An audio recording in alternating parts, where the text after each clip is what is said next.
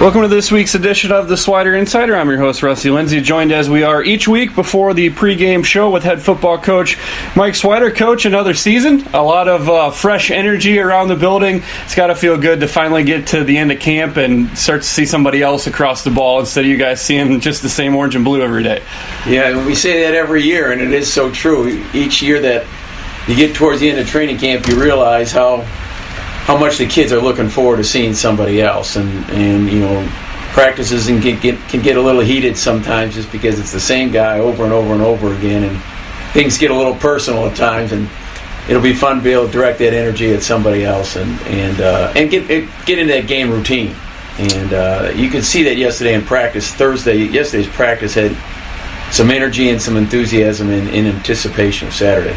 Well, let's start with a little bit of recap from last year. A season where on the field seemed like it was just inches away throughout the entire year. When you look at the catch against Wesleyan and the roughing the passer against Milliken, and even down to the result you needed with Case Western and Carnegie Mellon to kind of get to the table there. What was really the feeling coming out of last year, being so close yet still not really getting where you needed, where you wanted to be?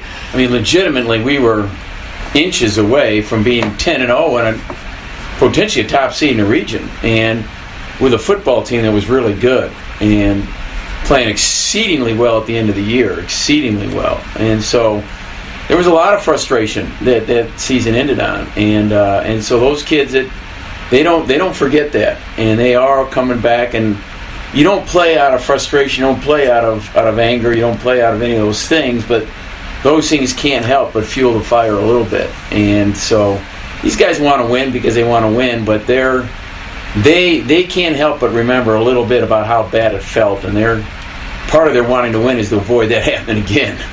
Part of we kind of saw the turnaround there with the rain break in the North Central game and the odd circumstances that then you guys just took them to the woodshed in the second half. How did that momentum and the way you finished the season, even with the frustration, but the way you finished the season playing as well as you have all year, kind of push into the off season and into your preparation for this year?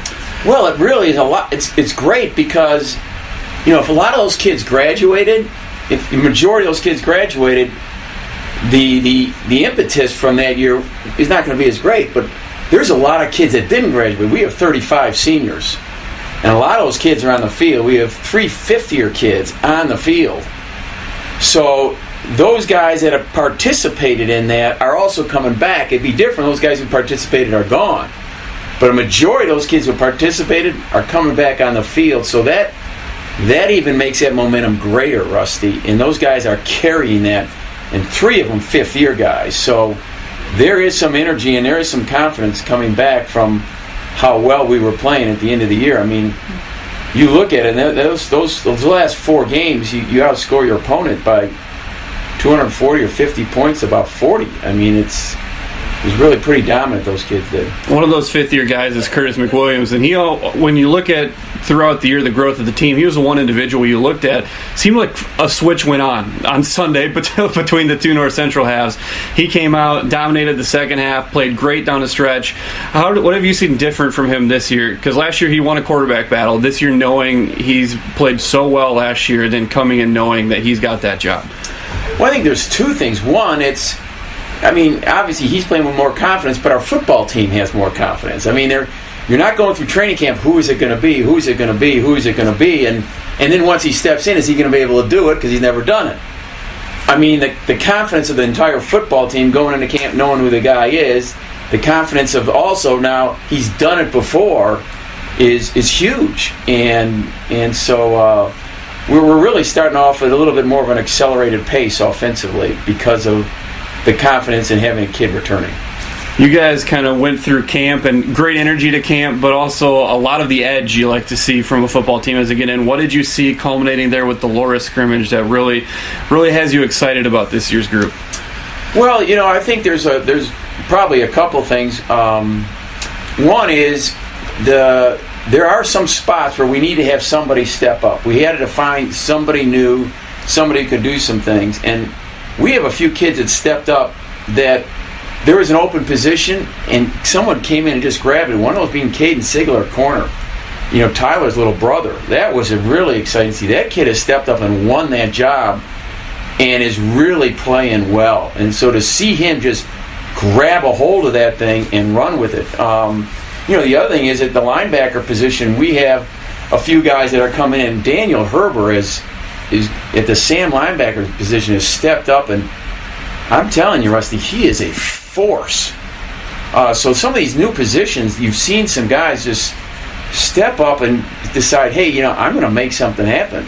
The other will position, we got 3 guys fighting for that are good players. So, there's been some exciting things over there. And then the other thing is the evolution of Spencer Peterson has really been impressive as he's gone from being now to a Wildcat quarterback to a receiver as well. So there have been some fun things that have happened because of not only the number of kids we got returning, but some of these new guys have stepped up and grabbed a hold of the ownership of their positions. You mentioned you got 35 seniors. Last year was the first class you kind of graduated of your bigger recruiting classes. You bring in 38 new bodies this year. What do you like from the new group of players that come in this year? Well, there's a few things. First of all, that you see some kids. A lot of times you get a group of freshmen come in, and freshmen are always, there's a little bit of I want to play, I want to do all this right now, and not understanding, hey, they're part of something bigger than them. But this freshman group collectively has bought into this idea that, it's not about them, it's about us. And it's about this football team, and that's hard for a freshman to do. He's only been on campus three weeks. Our theme this year is prepared to die.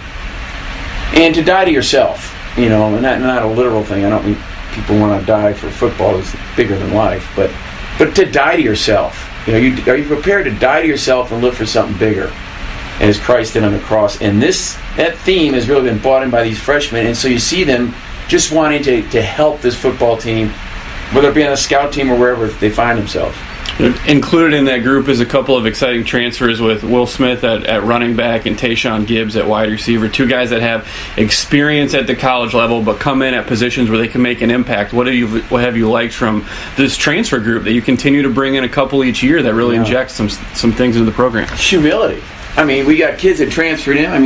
Tayshawn has transferred in from a Division I school, and Will's transferred in from an NAIA school, and both those kids have brought in, they want to play. They're competitive kids. They've been on a college football field for a couple years.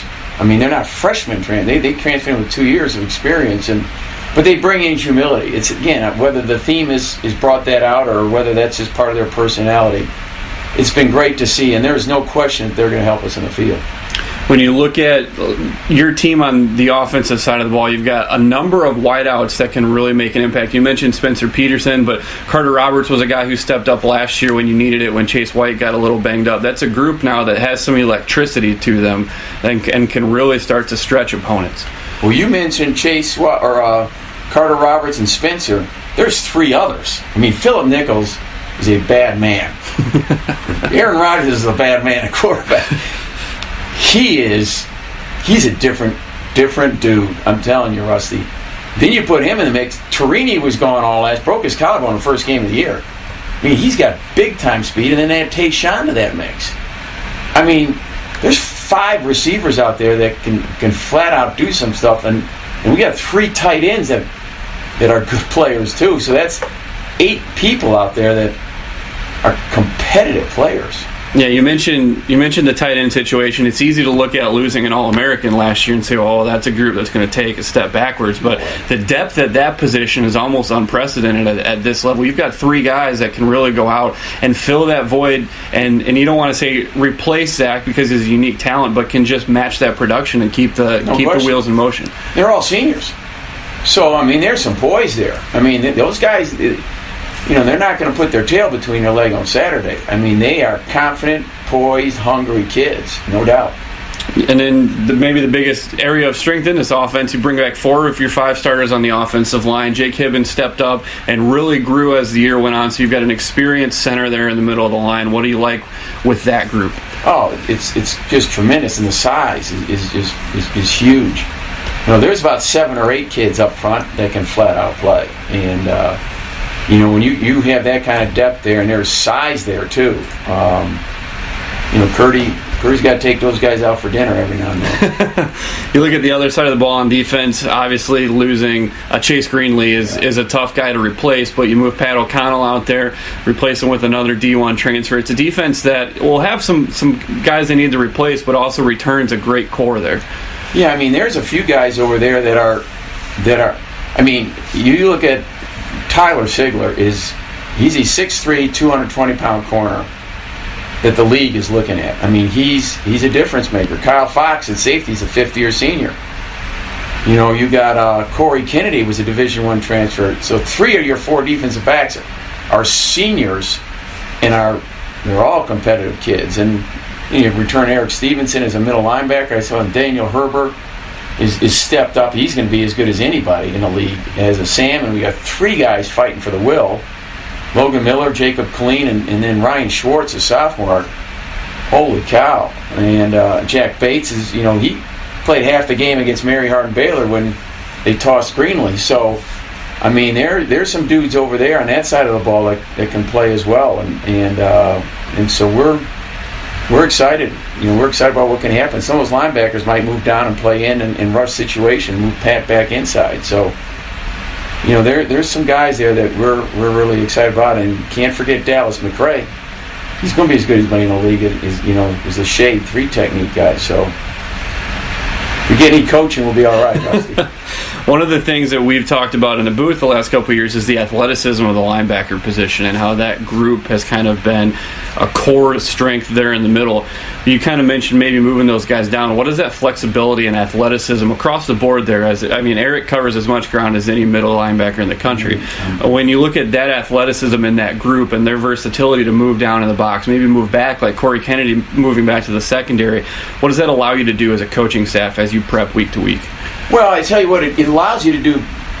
Well, the first thing it does, a lot of times you can get 11 guys on the field that aren't defined necessarily as 4 linemen, 3 linebackers, 4 DBs. You can get guys, we can play with 5 DBs, we can play with 5 DBs and 4 linebackers.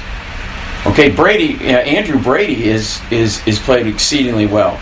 So all of a sudden you bring him in the mix, then you bump a couple of your linebackers down to be rush ends, and all of a sudden now you got 9 athletes on the field. I mean, literally, there's 4 guys rushing, and there's only 4 in the back half, but there's 9 athletes out there, and they can all run. And the hardest thing for offense is to defend his speed or to try to attack.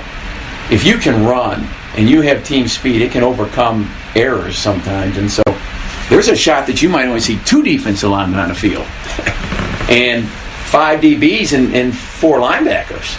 So, you know, if we can get them in the right spot, we'll be pretty good. When you look at your special teams unit this year, Zach Fedler took a big step forward last year as a punting. You've got to replace a kicker. Griffin Bowe steps in as a guy with some experience there.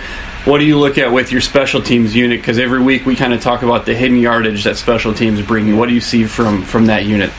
Griffin Bowe's has got a monster leg. He's got a monster leg. So he's gonna step in and do exceedingly well there. I think Zach Fedler, again, will be the best punter in the league. And so I feel really, really good about both those guys. Griffin Bowes is just a tremendous athlete. He's just not a kicker. I mean, that kid is an athlete. So we're going to be in good shape there. You look at your schedule starting with Monmouth, who is not a team you look at as a team that matches up with your last couple non-conference opponents. This is a team that's a playoff team last year that schedules for the playoffs with you and Wartburg. When you look at Monmouth, this is a team that'll test you week 1 in different ways than you've been tested right out of the gates. No doubt. And like I said, they intentionally schedule big dogs, early on because they play in a league that they might not necessarily face them on a regular basis, but they are a well-coached football team, Rusty. All you do is watch their tape. They are well-coached. They got athletes. They got some people in the skill positions that can hurt you unless you defend them and do things right. You look at the running back, that's kind of the focal point of the offense coming back. A kid who's ran for over 3,000 yards in his career, but he's a smaller running back, only at 5'7". What do you kind of tell your guys when you're dealing with a running back that you might not see until he's in the hole because of the taller lineman and a smaller build? Yeah, well, it's really important we stay in our gaps, because he's the kind of guy that you might have the gap stuff that he's running in, but he just sort of bounce around because you can't see him. And then he spits out a gap because somebody has stuck his nose somewhere it shouldn't be. And so regardless of whether he's coming at you, you got to fill in your gap because he's a kid who will find it. He'll bounce around, and eventually he'll find it if you're not in it. So we got to be really gap sound on defense. You look at this team, when you've seen them in the past, obviously they got a little one-sided game against Trine in the playoffs, but they played Wartburg last year. What do you see from this team that allows them to match up with, they've got size that you're not used to seeing at what you would call a lower-level conference in the Midwest, but what is really their strength as a team outside of the coaching? The quarterback. The quarterback is a returning kid. The kid is an athlete. He's got a great arm, and he can run. He is the center of their offense, and he's coming back with experience. And so you got a senior quarterback coming back who can run, who's mobile, who can throw it, who's been in the system. We're going to have our hands full. You look at this, it seems to be a team that morphs with their personnel. You remember when Alex Taney was back there, and now he's in the league. Their quarterback, they would throw for 4,000 yards a year. And even 2 years ago when they had their quarterback, they were more pass-heavy. Last year, more run-heavy. Is that a little tougher to prepare for when you know that this is an offense that doesn't necessarily have a set way but will change based on what they have year to year? No question. But I think when you have that quarterback, that's the key for us. The key is making sure that we two things. We say you've got to keep him in the cage because he can run. If we can keep the quarterback bottled up, that's the key for us. Keep the quarterback.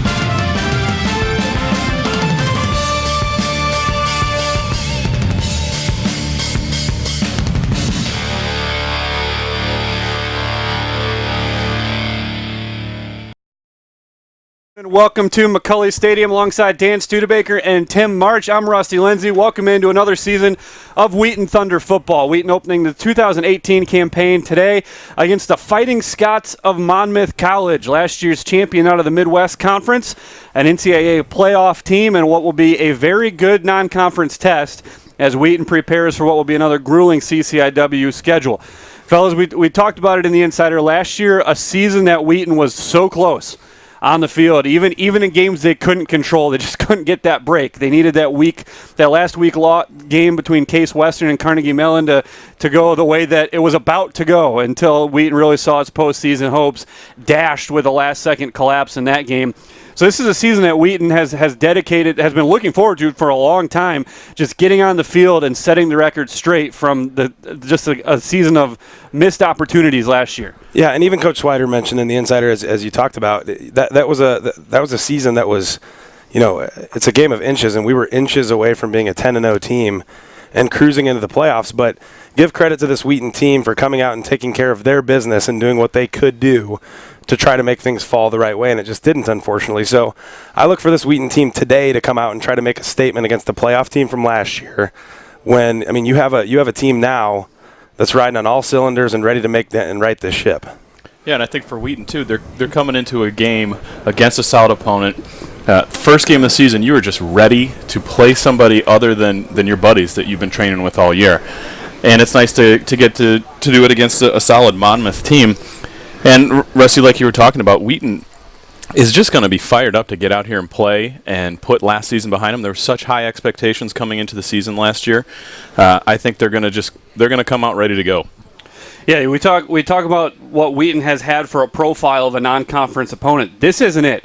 You looked at this isn't Kalamazoo. This is a team that schedules to win. You heard Coach Swider talking about it in the Insider. They're well coached. They're disciplined. They don't shy away from anybody because they know they've got 2 games to really prepare themselves for a conference that they're one of the 2 best teams in. Heavily favored. 11 of the 12 first-place votes to win their division and set themselves up into the Midwest Conference Championship game, likely against St. Norbert again, who they defeated 9-6 in overtime last year in what was just a knockdown, drag-out affair. So they don't hide from anybody. They're playing Wheaton and Wartburg, 2 powerhouse teams from powerhouse conferences that play smash-mouth football. So this is a team that's going to try to challenge itself early, and you're going to look at an offense that returns a lot of production. And it starts in the backfield, the running back DeAndre Wright, 2-time first-team all-conference running back, and a challenge at only 5'7", 180. So he's a guy that you're not going to see until he is on you. That's going to be a big test for the Thunder defense right out of the gates this season. Yeah, and I was talking, earlier with Rusty before the game, and I mean, you look at this kid's career production. He's got 3,052 yards rushing. I mean, last year, Shola Olateju broke Wheaton's record with only about 150 more yards than that, and this kid has 10 games minimum this year, assuming he stays healthy. So, I mean, this kid, he's a veteran back, he's a seasoned back, and Wheaton just better grab a hold of him and make sure that they're making plays and bringing him to the ground today when they have a chance. Yeah, and this is an offensive line that's going to look a lot similar to the teams that Wheaton's going to face in conference. They have a big physical front on offense that's going to block for DeAndre Wright here, and it's a great test for Wheaton to start out the season to figure out with new linebackers and a couple new faces in there on defense. Get the right fits. And this is a Monmouth offense that you talk about Monmouth's offense, you're immediately drawn to the likes of Alex Taney, who's in the NFL as he's kind of kicked around between a scout team and a second-string quarterback. But he led Monmouth to beat a CCIW team in the playoffs. They went down and beat Illinois Wesleyan in Bloomington. That's putting it nicely. And really an air raid offense, if you were to really think about it. And now you swing the other way and you have a run-oriented. So it's an offense that can morph with their personnel. And you heard Coach Swider talk about it. It presents you challenges, especially in the first game of the year when you don't know what that personnel looks like per se. Yeah, and if there's one good thing that Wheaton's defense has going into today against the Monmouth offense is that Wheaton's offense is ready to play this year. I mean, it's a veteran team. You have a quarterback returning, coming into camp. He knows he's the starter. He knows he just has to keep this thing moving. Wheaton's offense is going to be fast. So Wheaton's defense has seen a lot of high-quality offense so far. So it's just going to be a few adjustments here. But one thing I wanted to mention too, Rusty, is as you were talking about the differing playoff opponents that we have, I mean, it's important as you talk about, again, last year going into the end of the year needing the cards to fall correctly. I mean, this is very likely a playoff team. No matter how the day ends today, they're probably going to go on and win their conference because they do it year in and year out. And this is a team that racks up playoff points and only helps you. As in years past, Wheaton has not had that opponent in the preseason, pre-conference matchups. Yeah, you looked at their opponents last year. Kalamazoo in the Michigan Conference really hurt them, and so you just get no points from them. They just don't help you at all. Right, having a playoff caliber team. The biggest thing for Monmouth is even though they were on the border of winning their team, they were regionally ranked through most of the year. So it's a team that's really going to help you through the playoff process, even with the loss if that's the way it goes today. Now you look at Wheaton. Dan, you mentioned how good it is to know who your quarterback is. Curtis McWilliams is a guy who won a quarterback battle last year and all of a sudden became a star in the second half of the year. What we saw the difference between the first half and the second half of the North Central was 2 different players. And if Wheaton's got the second half of the season, Curtis McWilliams, geared up and ready to go, all of a sudden this offense runs a lot more like a Ferrari.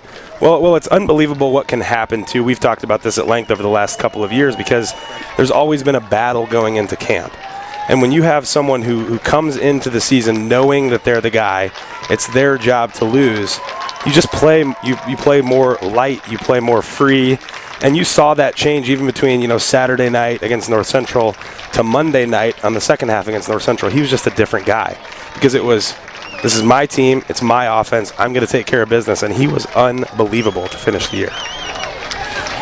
Yeah, and I'm just actually excited to see this offense out there. I mean, looking at the starters and 2 deep on here, there are so many players. There's only one football. There's a lot of guys that they're going to get out there and get the ball. It'll be interesting to see how Wheaton spreads it out. It's nice to see Stone Watson back in there. It's RB1 coming off of injury. You got a few wide receivers coming back. It's a lot of points. I think Wheaton's going to put up a lot of points this year. And we will send things down to the field as we prepare for the pregame ceremonies, and we'll start with our national anthem. Oh, say can you see by the dawn's early light what so bright I would highly doubt it. at the twilight's last gleaming, whose broad stripes and bright stars through the perilous fight o'er the ramparts we watched were so gallantly streaming, and the rockets reclaim the monsters bursting in air, gave proof through the night that our flag was still there. Oh, say does that star-spangled banner yet wave o'er the land of the free and the home of the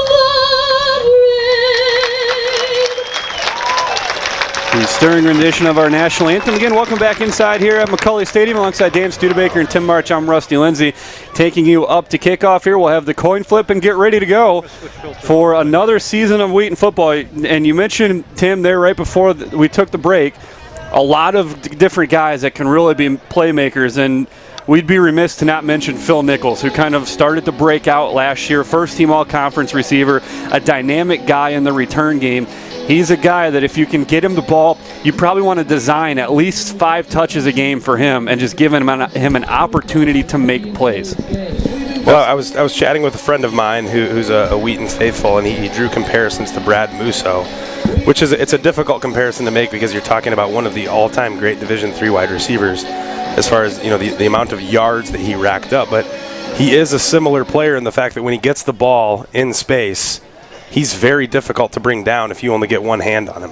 I mean, his yards after catch are just unbelievable. He's not the flashiest guy, and you're not going to hit him on the post and on the flies down the field. But when you get the ball to him in space, he's going to make a move and he's going to hurt you. Right, he runs very crisp routes, and he's very physical. I think that's where the Brad Musso comparison comes in. Is he's similar size and he's very tough to bring down. Like you said, you're not seeing DBs bring him down on the first contact. He's either going to make a miss or he's physical enough to put you on the ground.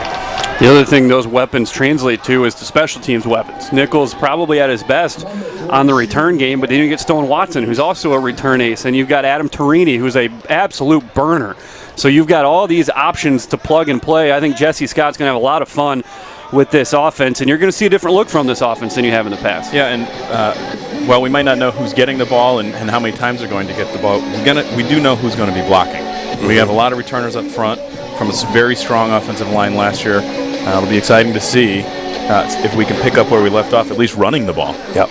Weather has been a factor throughout today. Our sideline reporter, Cassidy Thornburg, has been working the beat down there, getting a feel for the turf. Cassidy, obviously it looked like early this morning we might have an issue, weather-related, but it looks like we've caught a break and it might just be playing football this afternoon. Yes, Rusty. Down here on the field, conditions are looking good right now. And we're expecting to have a good game of play. Hopefully this window continues as an opportunity without any rain. But this morning it was looking pretty crazy, a ton of rain coming down. So as long as we don't see too much of that on the field is a little bit slick, so the guys will just have to maintain their center of gravity and make sure to avoid those conditions out here today. Thanks, Cassidy. We'll check in throughout the afternoon as she roams the sidelines here. Behind the Thunder, Wheaton in the blue jerseys, the classic home look with the white trousers. Tonight, a different look on the helmet, and it looks good. The blue hats with the orange W on one side, the inverted stripe down the middle. Used to have orange surrounded by white, white surrounded by orange, and then really the old school Alabama look on the right side of the helmet with just the numbers. It's a good, clean look and a fresh page here for a new season. Yeah, and shout out to Tex Ritter, the new manager for the athletics program. He's got him looking good. I think it's a really sharp look, and and just keeping it fresh, and it's hard not to admire that look today. And if you're a player and all of a sudden new season and you see a new look there too, there's a little extra juice that goes with putting on some fresh apparel. Griffin Bowes will do the kicking duties for the Thunder, the junior out of Grand Rapids, Michigan. And you heard Coach Swider talk about him. He's an athlete, and he's got a strong leg. Not a whole lot of wind to speak of this afternoon. Wheaton teeing it off right to left. Bowes sending a high end-over-end kick. Will drive back into the end zone, taking 5 yards deep. And taking a knee for the Fighting Scots is Tristan Gibson. Excuse me, that's Darius Smith, 221. So Darius Smith taking the knee. And Monmouth will start from the 25-yard line wearing all whites with red numbers outlined in black. And from what a similar look from the Thunder, the numbers on one side of the helmet, a block M, very similar to the Milliken logo on the left side. And this will be a good test for both these teams. Monmouth's offense coming back under the direction of Hayden Nelson, a senior quarterback out of South Elgin, Illinois. We mentioned the explosive DeAndre Wright, the running back. Wide receivers Wes Anderson, Jacoby Maxwell, and Yanzi Williams. And we will also see Connor O'Keefe at an H-back tight end type. Bunch set to the left, one to the right as we get ready to go. First snap of the season, and now Monmouth will change their formation. O'Keefe goes tight right, trips to the left side, right on the left hip of Nelson, waiting out of the gun. 1st and 10 for the Fighting Scots. As he will ride right, handoff is given, and he will be brought down. It's a 4-yard gain. Jacob Colleen and Tyler Sigler combining for the tackle. As we look at the Wheaton defense, a lot of familiar names, but some new faces. Patrick O'Connell, really as he will ride right, handoff is given, and he will be brought down. It's a 4-yard gain. Dallas McCray, DeMarte Arifilis in the middle, defensive tackles. Daniel Herber, Eric Stevenson, and Jacob Colleen. Actually, that was Logan Miller, who made the tackle. Colleen will get to look at the Will linebacker. Sigler on the corners, as this is a play fake off of right, drilled in and stripped out, and that's going to be ruled incomplete. We've got missing calls here. We've got an incomplete pass from the side, and then the back judge calling it down before a fumble. So we'll see what the ruling is. That was a great job there by Sigler. Really jammed that outside wide receiver, pushed him almost into the slot receiver, and then made the tackle. Incomplete pass. Tyler Sigler going to play boundary corner. Caden Sigler going to be on the other side. The two brothers out of Grand Rapids. Corey Kennedy, the transfer from Northern Illinois, at the free. And Kyle Fox, the redshirt senior, also at the strong safety. 3rd and 5 here for the Fighting Scots as they will check to the sideline against the coverage. 4 down. It's a 4-3 look. As Wheaton with 4 over the top. Press coverage from both Siglers. Maxwell into the slot right for Nelson, and we've got flags everywhere. And they're going to get the Scots for a false start there. And just real quick, as we talked about Wheaton's offense and the depth that they have on the offensive line and returning players, I mean, you look at Wheaton's defensive line, and you're talking about Dallas McCray, who's returning, Pat O'Connell is returning, and significant playmakers from last year. But DeMarte Arifilis and Jack Bates are both guys that have gotten playing time in the past, but it was a lack of opportunity because of how deep Wheaton's defensive line was in years past. I mean, I don't think you'll see a stark drop-off because these are guys they're seasoned players and they're good football players. Yeah, Wheaton had the all-MAC transfer defensive line last year, so they've been waiting. These are good players who have been waiting in the wings. 3rd and 10, 3-step drop, rolling out, pocket collapsing. Arifilis in pursuit from the inside, going to loft it up and too far, intended for Nathan Graham, and it'll be a 3-and-out to start the year for the Thunder defense. It's a great job by the Wheaton defense, and solid job by Kyle Fox in the secondary to stay at home, not let anything get behind them. This will be a solid secondary for Wheaton as well, as they bring 3 seniors in the secondary along with another Sigler. So there should be experience all over this defense. And you heard Mike Swider say Caden Sigler stole that spot, and it's a rugby-style punt operation, so a wobbling kick going to bounce up across midfield and rolled into the Thunder sideline at the 47-yard line. So great field position for Curtis McWilliams and this offense that's going to look a lot like a fast break offense. You're going to see a lot of plays out of this group and not a lot of time.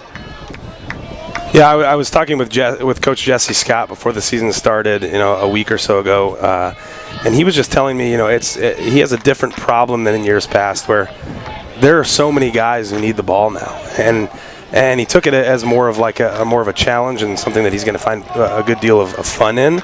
So you've got all these playmakers who need to have the ball, and they're going to go. Torini right, Nichols inside of Carson, lean to the left, Stone Watson in the backfield. Motion across the formation by Nichols as McWilliams rolls to his right. Sets up, they're going up top. They've got Nichols wide open down the middle, makes the catch at the 25, and he's going to be brought down at the 21. Talking to Jesse this morning, he didn't want to give it away what they were doing, but a very crafty play design there. Yeah, that was a great. They move Nichols in motion, and he comes, does about a 10-yard out, and after pulls a double move and turns that out for a post, and he was wide open. And here you see it right on the ball to the next play. McWilliams under center with Watson the lone back. Same set. Quick set now to a Stone Watson. Watson tucks his head down into the line, and he will bull his way down to the 12-yard line. This is going to be an offense that when they start to move the ball, they will play with pace and get quickly to the line and not give this defense a chance to switch its personnel. They had the Wheaton defense gassed early in camp. Andrew Jones, Kevin Park, Jake Hibben, Braden Parker, and Drew Smith. 4 returning starters up front, along with Tyler Pace, the tight end to the right side. Monmouth showing blitz up the middle. They might have tipped their hand on the hard count, and McWilliams is going to hot route his receivers. 2 minutes into the game, Wheaton into the red zone. Monmouth still showing blitz, they'll bring 5. McWilliams climbs the pocket. He's got a man wide open. It's Pace, bobbles, and pulls it down for a touchdown. What a great start for Wheaton's offense, and he's just such a mismatch. Again, as we look at, you thought you'd see drop off with Zach Lindquist moving on and graduating, but just another 6'5", 240-pound body there to lob the ball up, and what an athletic play to just tip it to himself and bring it down for the score. I think one thing that we should talk about too is that last year was Jesse Coach Scott's first year calling plays, and I think it took him a little bit of time to figure out what exactly he wanted to do. And that's not a problem this year. I think he's figured out how he calls plays. As Bose adds the extra point. And how he wants to attack defenses. And on that first drive right there, what a blessing it is to have 5 solid offensive linemen. You saw double moves on both of those plays by Nichols and Pace for the touchdown. Yeah, I think that's a really good point, Tim, as you talk about Coach Scott's first year. It's really difficult to find your identity in 1, 2, or even 3 games. And then you're going right into conference play. The CCIW is one of the strongest conferences in the country, and not knowing exactly who you are and who you want to be makes it really difficult. So, I think Coach Jesse Scott's taken, he's taken it in stride, and he said, "Here's who we are. Here's who we're going to be. Let's put the pedal to the metal and go." 3-play drive for the Thunder, taking 53 yards in just a few seconds off the clock. And you saw Curtis McWilliams calm in the face of pressure, climb the pocket. And you talked about you lose a 2-time All-American and Zach Lindquist at tight end. And if you were to just look at the bodies Wheaton's throwing out there, you'd think 89 is still one of them. But Tyler Pace, Luke Van Dyke, and Noah Frazier, 3 very capable tight ends that you don't lose a whole lot despite losing a 2-time All-American. Bose, another booming kickoff. And this will, again, they're going to wanted to bring it out, but forced to take a knee in the end zone. Darius Smith getting a little trigger happy. He wants to make a play. Well, and Coach Swider takes a deep sense of pride in his kickoff team, and there the returner was about to bring the ball out, and you have Jalen Goldsmith, who's a senior, who takes a deep sense of pride in his special teams contributions, and he's right there on the 10-yard line waiting, and the guy's like, nope, not a good idea. I'll just take my 20 or take my 25. New rule this year in college football. Last year with the fair catch. So this one out to the 25 as Monmouth, after going 3 and out last time, will try it again, and the sun tries to peek through what's been a very cloudy day here at McCulley Stadium. Right in motion into the flat. They go bubble screen out to the right, and he's going to be forced to the sideline and driven out by Corey Kennedy after a couple of yards.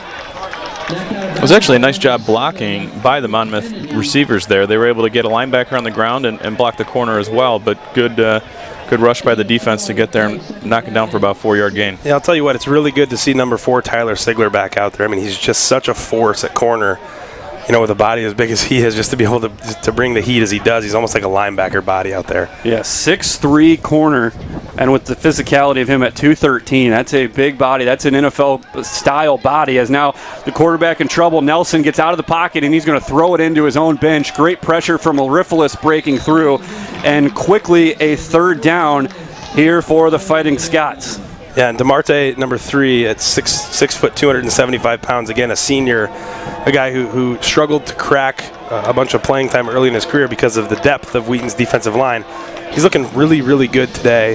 really mobile, really quick, making good moves with his hands, and it's impressive so far. And again, as Tim mentioned earlier, this is not a small offensive line. Nelson waiting. He's going to send Z motion for Keegan O'Keefe, and it's speed option, pitch into the middle, and Wheaton's all over it. They were not fooling on the inside shovel. It was Stevenson right there, and the preseason All-American puts a quick end to that drive. And that's just assignment football right there. Stevie's staying home, making his read. As soon as the guy gets the ball, he's on the ground, and a slew of Wheaton defenders are right there to help him out. That's pretty telling on Monmouth's second drive, that on 3rd and long, 3rd and 7, they run an option shovel pass instead of trying to make their quarterback make a play against this D-line. So Beal again, the rugby-style kicker, rolling to his left, and a quick trigger. They're going to have room for the return. Nichols comes and gets it at the 40, makes the first guy miss, spinning back to the inside, and he will get a hard-earned 6 yards. But yet again, short field for McWilliams and company. Yeah, almost the exact same starting point as last time, this time on the 46-yard line. And look again for Wheaton's offense to come out and just put the pedal to the metal and accelerate as quickly as possible and get the ball in the end zone. I mean, they're calling 1 to 2 plays at a time and letting Kurt McWilliams, who, is again, his returning starter, knows this offense, knows his weapons, just go, take the ball, score, call a play, keep going.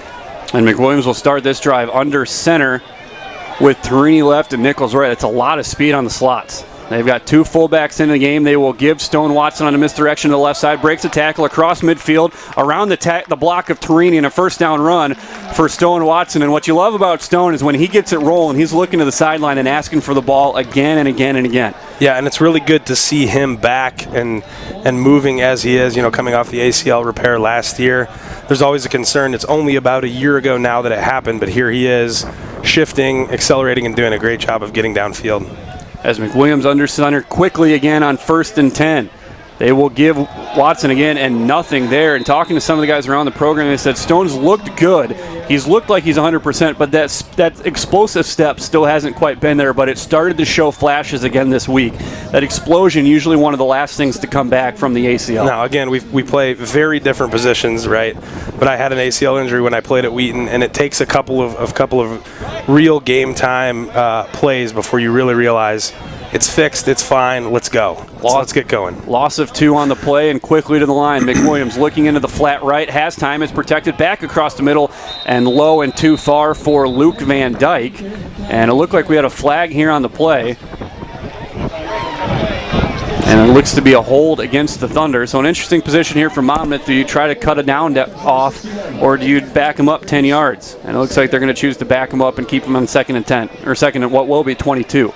Definitely, I think that's the right call, is if Wheaton picks up anything on 3rd down, they're probably likely to go for it. So you back them up, make it 2nd and 22. Yeah, I mean, at this point in the game, you're losing the field position battle pretty significantly, starting on almost the 50-yard line. So Monmouth has to fight for those hidden yards, as you like to talk about, Rusty, where it's every yard matters, so move them backwards. Lean outside of Nichols to the right side, Torina to the left, as now Watson into the motion to the flat side. Bubble screen for Stone. Watson, well delivered ball outside across midfield, 45, and he gets back to where they were at 1st and 10. That's a gain of 12, but well blocked by the wide receivers. This is a group of wide receivers that really takes pride in setting up bigger plays for those guys running the ball. Last year with Scholl in the backfield, we saw that a little bit with swinging him out, but that was really the Stone Watson special, was getting him in the slot or moving him out of the backfield, trying to get him the ball in space. Nice to see Stone make that catch and get upfield and pick up 10 yards. This is going to be trouble for a defense. Pace and Van Dyke in the slots on what's essentially a 5 wide receiver look. No running back. McWilliams stands alone at midfield. Pressure comes delayed. They bring 6. It's protected. McWilliams going up top looking for Lean, and it's too far. Carson Lean almost looked like he gave up on the route around the 15, and it would have gone. It's a well-thrown ball for McWilliams, but it's incomplete. Man, it's fun to watch Curtis McWilliams throw a ball. That was a dime, just maybe a step too far. But I agree, Lean needs to keep running. Yeah, right there you kind of see it surprised almost that Kurt's pretty good about throwing guys open, and that's and we talked about this at length last year in the North Central game during the Saturday night portion, where Kurt McWilliams did not have a problem throwing the ball, and it was basically dunked in water. It was so slick, but he was delivering it on point. Fedler, 38 career punts have been down inside the 20. This one looks like 39. A fair catch called for and taken at the 7. And we've talked about it in the past, and it's one of those things that you tell a returner, set your heels at the 10, but it seems like in college football, and even the NFL to an extent, you're seeing more and more of these catches called for inside the 10-yard line. Yeah, I think it's the evolution of how punters are punting the ball, and and the way that the gunners are getting down there, where it seems like now the coaching is put your feet on the 7 and don't let the ball and don't backpedal. Well, if you saw the spin of that ball, it wasn't the end-over-end spiral as you like to see on the long kicks. That one was sort of just rolling, and what that does is creates a backspin. And, it's an extra 2 or 3 yards that are important when you're this far back towards your goal line. So they will hand off to right on first down, trying to bounce stiff arms Logan Miller, but will not make it back to the line of scrimmage. A host of blue shirts ushering him to the sideline. And again, we talked about the defensive line being so deep. The linebackers have been so deep. Logan Miller is a guy who's been a special teams ace for 2 or 3 years now, just waiting for his chance because the linebacking core has been so strong. And now getting his chance, he's made a couple of nice plays early in this game. Same way with Jacob Colleen, the guy who just getting his shot now. That will linebacker position a strength for the Thunder. This is going to be a designed quarterback run to the left side for Nelson. He's going to be pushed out of bounds just shy of the 10. They showed bubble screen to the right, and he'll get 2 yards and bring up again 3rd and 10. That's a nice way to run a quarterback power right there, to fake the bubble screen. I think that's what Monmouth's going to have to do, is they're going to have to try to run misdirection to get these linebackers moving the wrong way to create a little bit of an edge. 3rd and 7 from their own 10-yard line. Monmouth needing a first down, if anything else, just to give their defense a break. This has been 2 3-and-outs, and now a quick 3rd down here for the Scots. 4 wide receivers split 2 by 2, looking left, and now flushed out of the pocket into his own end zone, going to throw it into the Wheaton bench. Monmouth's having all sorts of problems blocking this front. Yeah, and one of the things that we talked about with Coach Swider was versatility and athleticism that he has in the back 7 can really allow you in these long situations to trust your front 4 to get to the quarterback and just drop a lot of guys. And you're starting to see it there. They're not having to bring extra pressure to get to the quarterback. And one of the things that Wheaton takes a deep sense of pride in is the athleticism on defense. And we talked about Monmouth's size on the offensive line. That's not always a great thing, And right now, high snap out of the back of the end zone, and we've got a safety. And that's scoring on defense right now. I mean, that's 2 points right now that are on the board just because they couldn't get that snap function down properly. But as I was saying, we talked about the size of Monmouth's offensive line and how that's more of a CCIW look. But size isn't always the most important thing if you're not getting your feet off the ground and moving quickly. And right now, Dallas McRae and DeMarte Arifiles are really having their way with the interior offensive line for Monmouth. So a 9-0 start here for the Thunder in the opening 6 minutes and 2 seconds of play. And for Monmouth, this was a team that wanted to prove that they were ready to take that next step as a program, being a team that's been in the conversation for playoff berths, and they're scheduling teams that will give them the opportunity to build a profile with Wheaton and Wartburg and trying to erase the memory of getting housed at Trine in the first round last year, and not the start you wanted by any stretch. It is quite amazing. Rusty, you have the box scores from last year from Monmouth. They gave up in conference last year 38 points. They lost to Trine in the playoffs 63-24. Yeah, and Trine had an explosive offense last year, but 38 points over a conference season is nothing to scoff at. Well, and the silence that we had there was us contemplating the strength of conferences in the country and looking at, that does not happen in the CCIW or the OAC.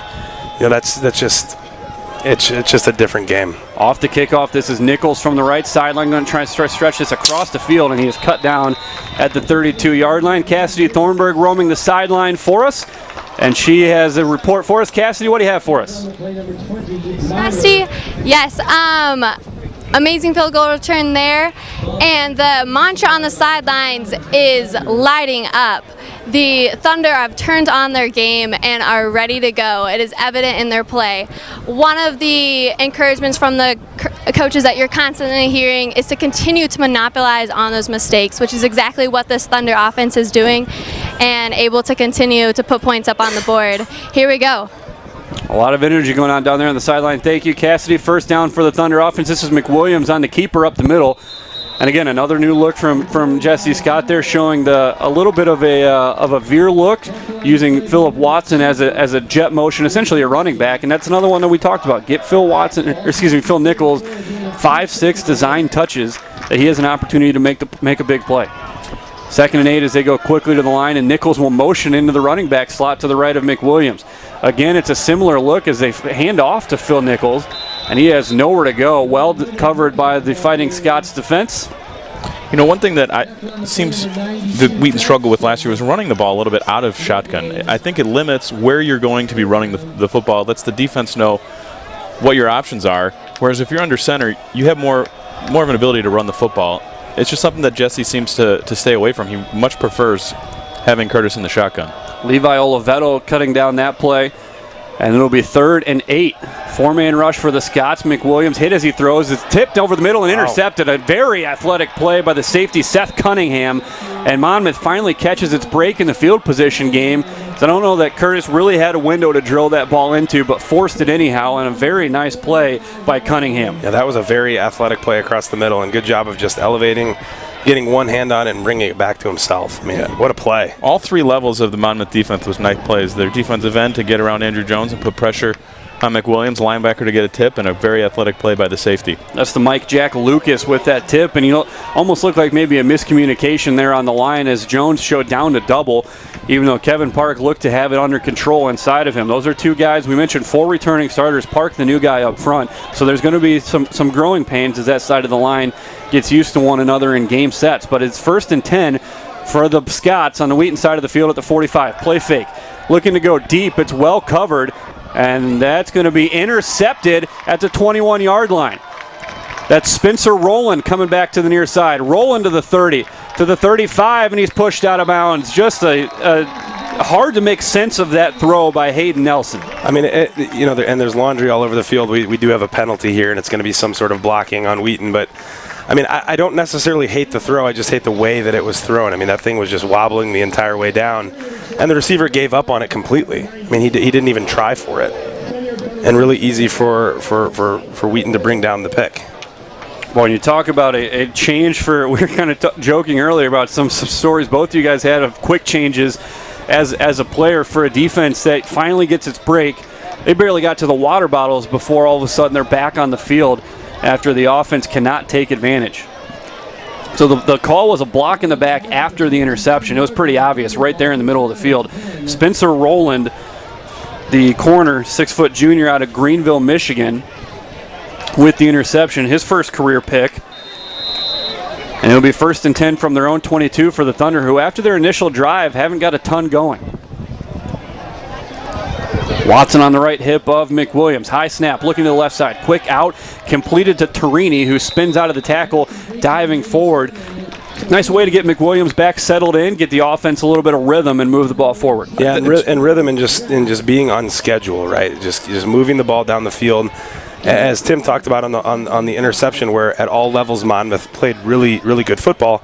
You can do that when you're 3rd and 10 because you know what's coming. But in this case, when you're moving the ball down the field, you keep the defense on their toes. Give to Watson. Great clear out block from Jones. Watson breaking through to the 35-40 and out to the 43-yard line. There we saw that quick step with Stone Watson. He's got an extra gear when he's 100%, and you saw him hit it there to break that one for a big gain out to the 44. That's 2 straight solid plays by Torini out at the wide receiver. He ran a nice crisp out on 1st down, and then that was a great block on the corner. Well, and also you saw there number 61, Jake Hibben, on the center pole, which you don't see a whole lot, made famous by Nick Biggie back in the day for Wheaton. But great job on him to seal that guy off and give Watson some room. Watson again on a cutback, and he'll get back to the line of scrimmage. Tyler Pace looked like he got beat across his face there, which really forced Watson back to the near side. That's Thomas Lesniewski, Conference Defensive Lineman Player of the Year 2 years ago, 3rd-team All-Region last year, a preseason All-American for the Fighting Scots. Had 9 sacks 2 years ago and 2.5 last year. He's become a focal point, but he's a beast. 6'1", 241, a senior. Quick pop pass, knocked up into the air again, and trouble, but it falls as Nichols taking some hits across the middle. That was a nice play by safety Brandon Graff there. Make a quick break. It looked like he might have gotten there a little bit early. I was going to say it was either perfectly timed or just a bit early, but the referee gave the sign that it was tipped. We'll see if it happens here, but Torini down here on the bottom of the screen, just by alignment, he's had the out open all game, and even a double move. I'd like to see a double move up the sideline. 3rd and 9 from the 45 as the Scots show blitz. They're going to bring 8. Delayed rush. Great presence by McWilliams. Steps up, drops off looking for Nichols, and well covered by Trey Maxwell, the senior linebacker, who's right over his back and swats that ball down. Nichols looking for a flag from behind, and he's not going to get one. Great job by McWilliams to buy time, and we'll see it here on the replay. It was almost as if Tim was in the huddle there, because Torini did make a double move and was open down the sideline, but McWilliams just didn't look at him. Didn't have time to. It was what we can give, I think it was Pace credit. He peeled off and took care of the late-coming blitzer. As Monmouth, that's an outhouse or penthouse kind of blitz, and they survived that one. 4th and 9 as Colleen will motion down here on the punt. Fedler dropped one at the 7 last time. Light pressure from the Scots. High spiraling kick. Well covered by Robbie Schwartz. Takes a Wheaton bounce out of bounds at the right at the 20-yard line. Looking at other games around the CCIW, one to watch. Carthage, we talked about last year, getting ready to step up toward maybe try to challenge the top half of the conference. 7-6 at halftime, hosting number 4 UW Oshkosh. The Titans leading that one by just a point at halftime. That was a Carthage team that had negative 2 yards rushing through the first quarter. Still getting heavily outgained in that category, but they have righted the ship and trailed by just a point. Last night, Milliken opened their season with a 25-21 victory at Hope. We'll get you some other CCIW scores as we go through the game today. And again, we saw this formation switch in the first drive and an illegal shift. Delay game. It is delay game. That's their second. Back to the 15-yard line, first down and 15. That would be a great result for Carthage, but it's always tough with those big Wisconsin schools as they just kind of wear on you throughout the second half. Looking to drop off and does to right, and he is met immediately by Jack Bates. Friends coming to help back at the 9-yard line. That'll be a loss of 6 and a play that never really looked like it had any rhythm to it. So far, we really haven't seen any playmakers on this Monmouth offense outside of number 5 here, right? And that's who Wheaton is keying on. They're not that they're not paying attention to the other players, but they're really keying off this running back. That's Jack Bates, and Bates another guy, just blocked by really good players. But we saw when Greenlee got ejected at Mary Hardin Baylor, 6 tackles in that game. Very strong player. So now this is Nelson rolling to his left, delivers into the flat. It's complete, knocked out short of the original line of scrimmage, completed to Jacoby Maxwell. That'll get him about 4 yards. Actually, that'll get him back to the 16-yard line, so a gain of 7 there. But yet again, 3rd and long here for the Fighting Scots. Yeah, and this is where the defensive line just pins their ears back and goes after the quarterback. And I mean, you just put yourself in a situation with a penalty and with short plays that go for loss, where the defense really holds the keys and really drives the game. 3rd and 14 from the 16. Monmouth looking for its first down of the ball game. 4:51 left, first quarter. Wheaton brings pressure, stands in and delivers, but it's completed short of the sticks. And you see it again. Sigler wraps him up and immediately starts ripping for the football. Yeah, that's interesting to see Wheaton there. They were still in their base defense. They did not bring any extra DBs or pull out a lineman. They had their 40 linemen and 3 linebackers in there, and they're willing to give up 5 to 10 yards. Yeah, and Rusty, to your point about Sigler going for the rip, he had that ball out. I mean, that thing was moving and landed on the stomach of the wide receiver, and Sigler got up looking at him as if, I almost got you.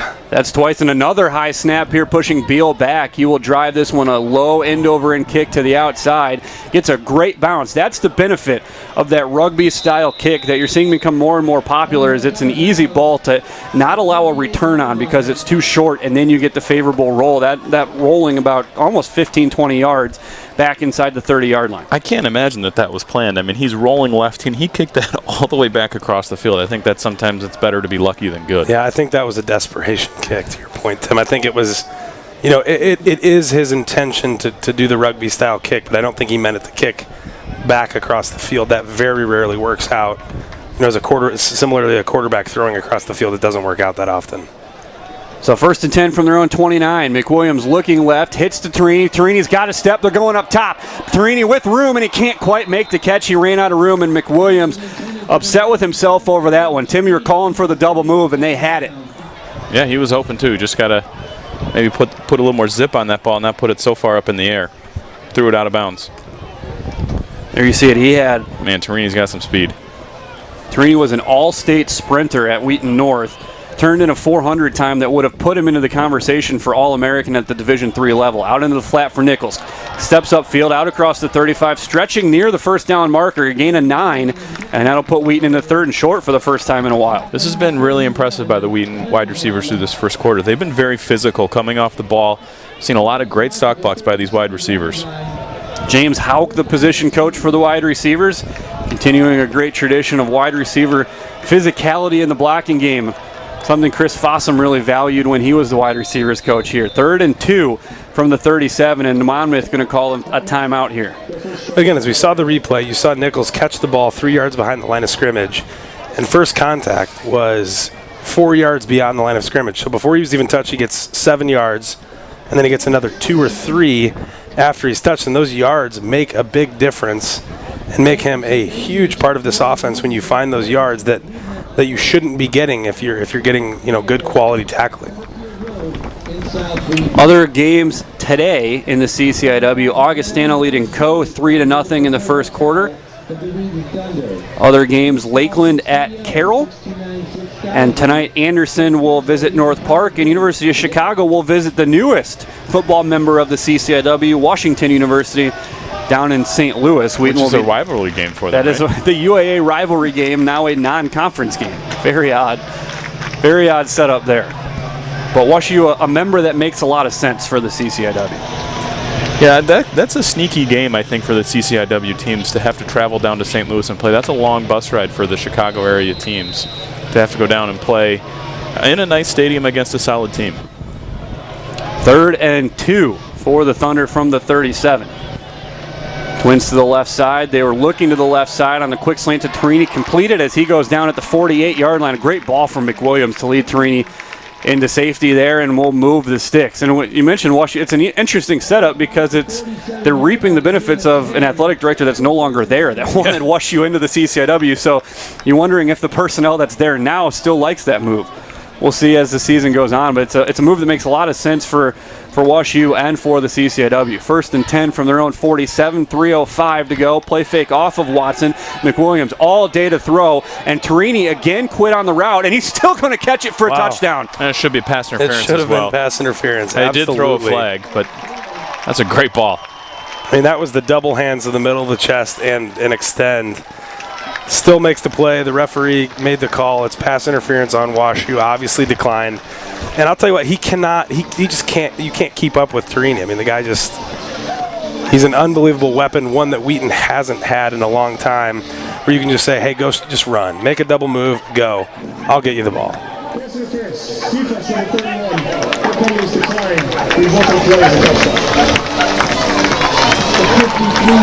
53-yard touchdown pitch and catch from McWilliams, who makes up for throwing it out of bounds a couple plays ago looking for Torini. And the Wheaton offense finally hits the big one they were looking for. Good snap, good hold by Fedler. This is a much more vanilla operation without Adam Sandy as the holder. I miss it. A guy who brought a lot of flair to the holding position. Yeah, and that penalty was going to be called on number 31, Seth Cunningham, out of Pontiac, Illinois, but absolutely was in one-on-one coverage against Connor Graff, the corner at 6'2", 185. I mean, he couldn't keep up with him, so he did his best to try to get Torini out of bounds, and Torini was able to regather his feet, collect the ball, and take it into the end zone untouched. I mean, just a great play. Well, and we're seeing a great route combinations here from the Thunder. Torini ran a slant on the previous pass play and caught a slant for a first down. And the next play, they run a slant, and that was more of a corner route there that Connor just threw, or that McWilliams just threw deep. Well, yeah, and that's a testament to how well Wheaton's offensive line is protecting McWilliams right now, because that was supposed to be a quick hit to the out. And he was like, I got time. I'll just throw it up, and here we are 6 points later.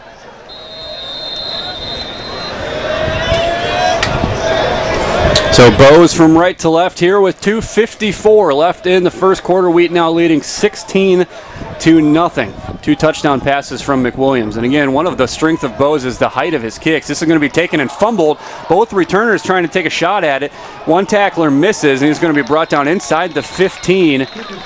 That was Sam Singleton, the freshman running back who missed the initial attempt, but you saw the speed just to get down there so fast. You know, what I thought was a new rule this year that Dan is telling me was last year's, that's one where if I'm coaching up the Monmouth returners, that's one where you fair catch the ball, and you get the ball to 25 on the new rule. Yeah, I think a lot of that is probably just returners not used to that rule. And instead, it's back at their own 13. So Monmouth has had the ball inside their own 25 to start on every drive except for the interception where they started at Wheaton's 45 and immediately turned the ball back. This is Nelson, flushed out of the pocket by Miller. Now he's giving chase is McCray, and he will be ushered out at the line of scrimmage. Arifilus goes spilling down in pursuit. But you see the elusiveness of Nelson, and you heard Coach Swider talk about in the insider. You've got to keep him in the box, keep him in the cage, and that's where Miller lost contain. And what would have been a loss of 10 ends up being a gain of, well, they're going to give him 2. Yeah, I mean, if you're Wheaton's defense, you feel, I mean, it's not the best case scenario, but you're walking away with a 2-yard gain on a quarterback who gets out of the pocket and scrambles for 2 yards. I mean, you feel okay about that. Now Nelson rolling to his left again. Looking deep, nowhere to go, and into the bench yet again. Yeah, we're really seeing Monmouth try to move the pocket, try to get this D-line to have to change their point where they're trying to get at Nelson here. And unfortunately for Monmouth, no one's open. Well, and you're starting to see the offense and defensive line game change as well. Monmouth they're cutting across the board now. I mean, you're seeing a lot of guys being upended. O'Connell got cut on that play, but as the game goes on, he's going to back up, put the arms on the back, and make pressure towards the quarterback, which it only works for so long. Trips left and a split right is Williams. Pressure coming to the rolling side. Throwing up top. Sigler almost trying to bring that thing down. But that time, a little bit of a wrinkle from J.J. Clark. He brings a blitzer not to get to the quarterback, to set the edge. And Nelson realized he couldn't get out of the pocket and just had to loft it up. And not only did he set the edge, he pushed the running back into Nelson, making that almost an impossible throw as Nelson kind of just threw it away off his back foot. And this will be 4th and 8. What's been an extremely long first quarter, still with 2 minutes and 10 seconds to play. This game obviously kicking off at 1, and here we are at 1:37, still yet to finish. Beal gets the good snap, has time. Little more loft on this one. Nichols, a fair catch rushing forward at the Monmouth 45-yard line. And so yet again a short field. You know, one of the best things that a punt returner can do is just catch the ball. And that's one thing that Nichols prides himself on is, yeah, he's great once he gets the ball in his hands, making people miss and making something out of nothing. But he prides himself on catching the ball right there, hustling up and fair catching. There was no chance of return, but making the fair catch at the 45-yard line instead of letting that bounce and roll 20-plus yards. Yeah, too often in today's game, as you mentioned, you see punt returners just giving up on the ball and giving up 15, 20 yards because they just didn't catch the ball. That's not the way Nichols does it. Watson the deep back, and he will take the handoff, breaks out of a tackle on the left side and pushes forward. We've got a flag down in the backfield. This will be interesting because that is 2-3 yards behind the line of scrimmage and outside where the line was. That's the kind of holding call that you likely see when you're trying to run an inside power and the tailback bounces it to the outside.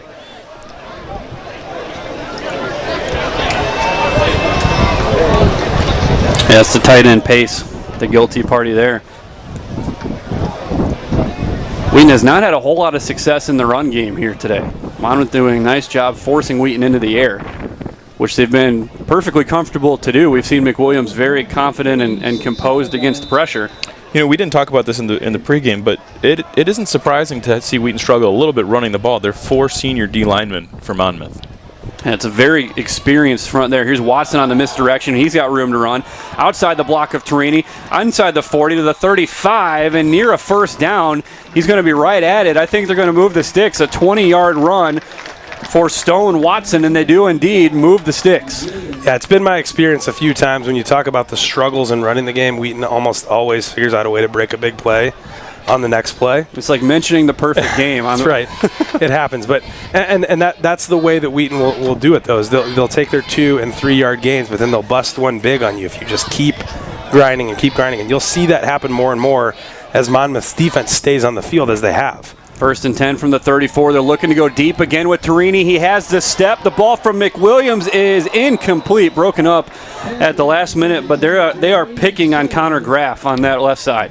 Yeah, that was a nice play by the DB to knock that out. That was a great throw, great route, but just a better play by the DB.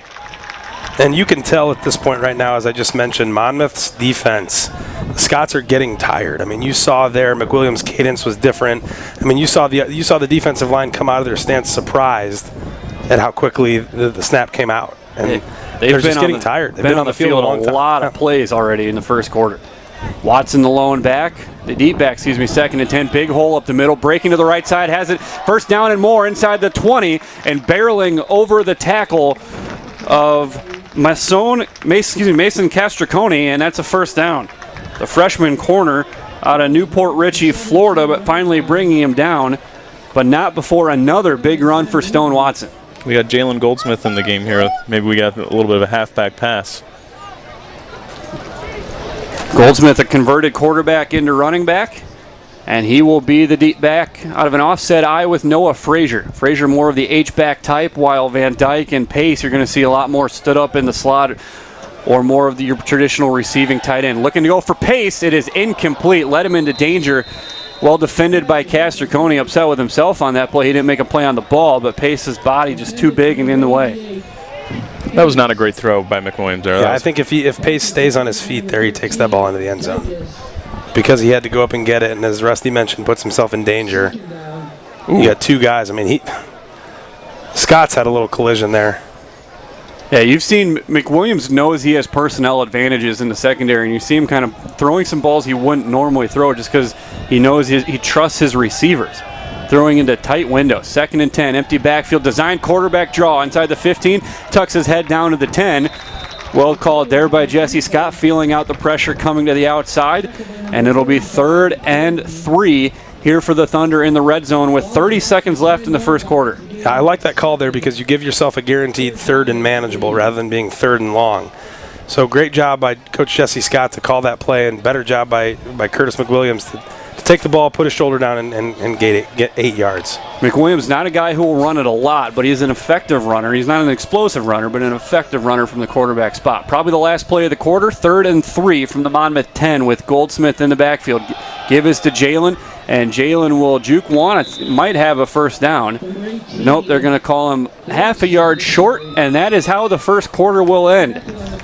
A dominant quarter for the Wheaton offense, and it only results in 16 points. So some frustration also there for this Thunder unit, but you like what you see coming out of the gates here for the orange and blue.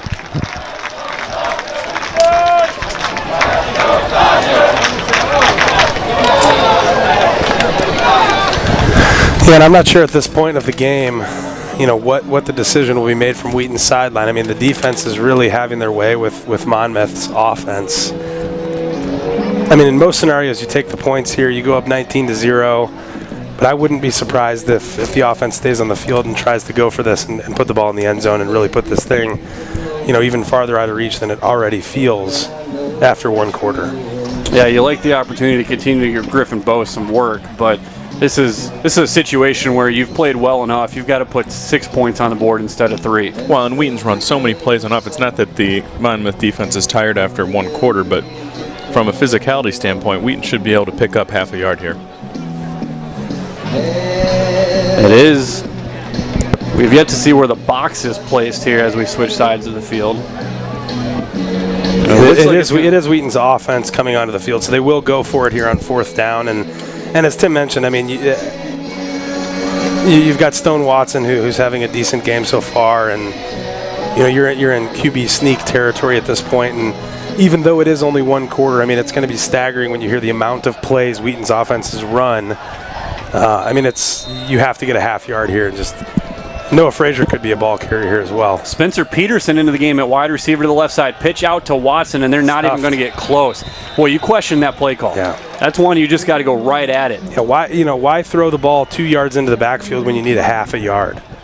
And credit to Monmouth's defense right there for making that play, stepping up and forcing the turnover on downs. But, I mean, that's one of those ones where you just say, hey, just go forward. Move forward, get the first down. Even a quarterback sneak picks you up that much. Well, and if you get beat trying to run right over somebody for half a yard, if you get beat, that's different than trying to get too cute, run and toss sweep into the boundary. So instead, it's 1st and 10 for the Fighting Scots from their own 9-yard line. Familiar territory in the shadow of their own goalpost. Looking to the right side, design quarterback run. A riffle is going to slow it down, blow it up, and Colleen will clean it up in the backfield. DeMarte's having a great game. I mean, he's really stepped up, and again, as we mentioned, he's a guy who's gotten playing time in the past, but now it's his job, and he's doing a really good job. He's unblockable. Great spin move in the middle there. Keeps the motor running and makes it impossible for the quarterback to get out of the pocket. We've seen Wheaton showing off some depth here on the defensive line. The sophomore River Schindeldecker into the game at defensive end. And this is right bouncing. It's going to be brought down from behind by Pat O'Connell. Another loss. Schindeldecker's a guy who showed very well, was dominant in the Loris scrimmage in the preseason. So now we've got 3rd and 12 here for the Scots. Great play by Pat O'Connell, realizing the play's backside to him, runs straight down the line of scrimmage and makes the play for loss. A little bit of a sub package for Wheaton here. They sub out a D lineman, bring in Andrew Brady, another DB. So more of a nickel look here with 5 defensive backs. Herber, Stevenson, and Colleen, the linebackers. Up front, Schindeldecker, Holiday, and O'Connell. Excuse me, that's Briones. And actually, that's McCray 54, not 94. Late rush coming in, and it is picked off and dropped by Corey Kennedy. Kennedy had the pick, started driving towards the end zone, and lost the ball in the process. Yeah, he knows he missed the pick 6 right there. He had 6 points. He knew it. Ball ate him up. Yeah, Nathan Graham, the intended receiver, did a great job continuing to hold on to Kennedy and not let him break free. But a missed opportunity there for Kennedy, who saw money signs. And I do like that play call by Coach J.J. Clark. Bringing a defensive lineman off the field, and because of that, you're able to bring pressure with a faster, a more mobile back, and they did that just there and almost caused a turnover. Punting out of his own end zone, a driven That's kick. a really good kick. Goodness. From his own end zone. Cow. That's 65 yards at least in the air. And it looks like Beal was almost playing possum in the first half because he unleashed a traditional booming punt there. Unbelievable. My goodness. 77-yard punt from Joey Beal. That's a new career long. His career long previously was 70. 70? Which is, so he broke his previous ridiculous personal record with a 77-yard punt. Yeah, really good kick, and as we talked about, you don't typically see that spiraling end-over-end kick like that, but that, here comes the rugby kick, it spirals, it turns over, and then it takes that big, Sunday hop, and there it is. That time he set his feet and delivered. Looking to the right side, quick out for Carter Roberts, complete and pushed out of bounds, out past the 20 to the 23, and Carter Roberts, a guy we talked about last year quite a bit, really blossomed into a guy that could be trusted at the right receiver spot. And it came at a time when Chase White was a little banged up and you needed a guy to step up. And Carter Roberts was that guy. Yeah. Seems like Jesse has chosen to go with the quick passing game with their inability to run the ball physically. Now they run the ball to Watson, and again, we talk about it, and here it comes. A nice little 7-yard gainer through the middle for Watson. But again, it seems like when they're under center, running the ball downhill is where they're having success. Yeah, it's just a different game. When you talk about Wheaton's physicality up front, when you're in the gun, it becomes more of a finesse block. And when you're under center, it's more of a downhill, ground and pound type of opportunity. But Hibben with a high snap over the head of McWilliams, who's going to slide back and cover it all the way back at the 7-yard line. Shades of last year in Hibben's first start. Yeah, Hibben's first start at Elmhurst, 5 or 6 times the ball shot over the head of McWilliams. And that one 2-3 feet clear of a very tall quarterback. And that'll be a loss of 24 yards back to the 8-yard line. Second down and 34. 2nd and 34 for the Thunder as Watson motions out into the flat right. They're going to pump fake it under pressure, and it looked like they were trying to set up a screen over the middle. but nobody was there. Pass was incomplete. Clearly the offense not on the same page there. You know, these are the things that you somewhat expect to see in the first game of the year. You hate seeing a mental mistake like snapping the ball over the quarterback's head. You'd like to see a full game be put together, but this is the first game of the year. There are going to be mistakes. You're just hoping to limit the mental mistakes and respond. Well, and after a play like that, too, you'd like to see the offense slow down, figure out what their next play call is going to be, and get it right instead of rushing into it. 3rd and 34, quick hitter to Nichols, breaks the tackle out across the 15, shy of the 20, so he opens up some room for the punting operation. Take your medicine, gain some yards, and give Zach Fedler a chance to return the favor. You know, Doug talks about it a lot when we're on the broadcast, but it also gives your punting operation the opportunity to be complete, right? Now you get your full snap, you have the punter the ability to put the ball in the air, get his leg behind it rather than the short snap, and you know, you can change the field position battle here. We got a player down just off the sideline on the Monmouth side. I'm not sure anybody saw him because he snuck off there, and the officials are going to halt play. Again, you can't take for granted that a play is not going to come rushing that way. Women's soccer, Wheaton 3, Salisbury nothing. Down past about the 12-yard line. Good on the referee for calling that, because I mean he's on the 10-yard line. He's 15 yards away from the line that you're allowed to be if you're on the Monmouth sideline. Nobody saw him until the referee pointed him out. So great job by the referee to stop play and get medical attention to him. Other action for the Thunder today, the Wheaton women's soccer team, 3-0 victors at Salisbury University, opening the season with a pair of shutouts. Yesterday, 2-0 against St. Thomas. And today, 3-0 against the host Seagulls of Salisbury.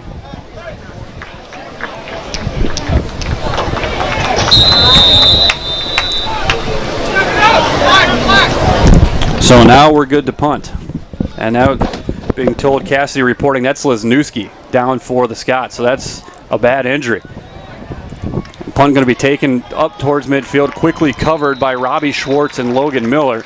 The injury for the Scots, Lesniewski, the preseason All-American. So you hope for their sake that he can find himself some form there and be able to continue. Monmouth at midfield.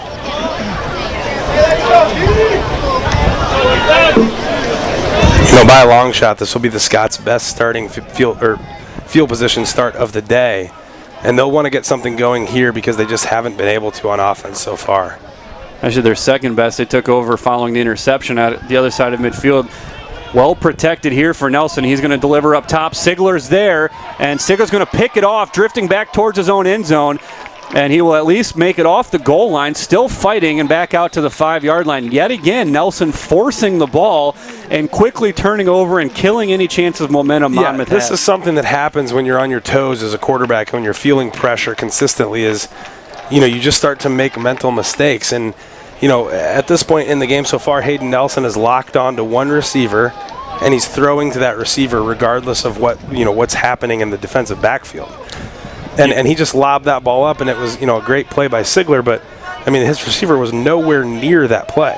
It's tough for the Monmouth offense, though, where they want to take a big shot, but they can't protect up front. So you saw Max protect there with two guys in the route, and nobody was open.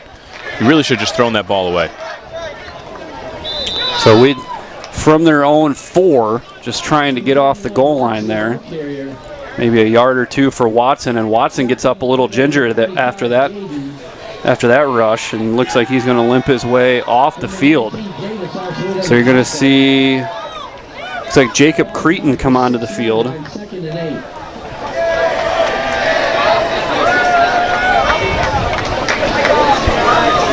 Second and 8 from the 6.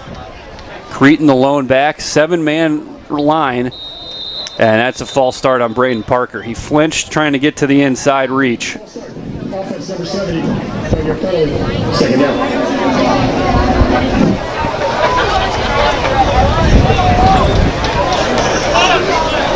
Ball's back to the 3-yard line. Second down and 11. Second and 11 after the injury. We'll check in with Cassidy on the sideline here in a minute. They give to Cretan out across the 5 to the 6.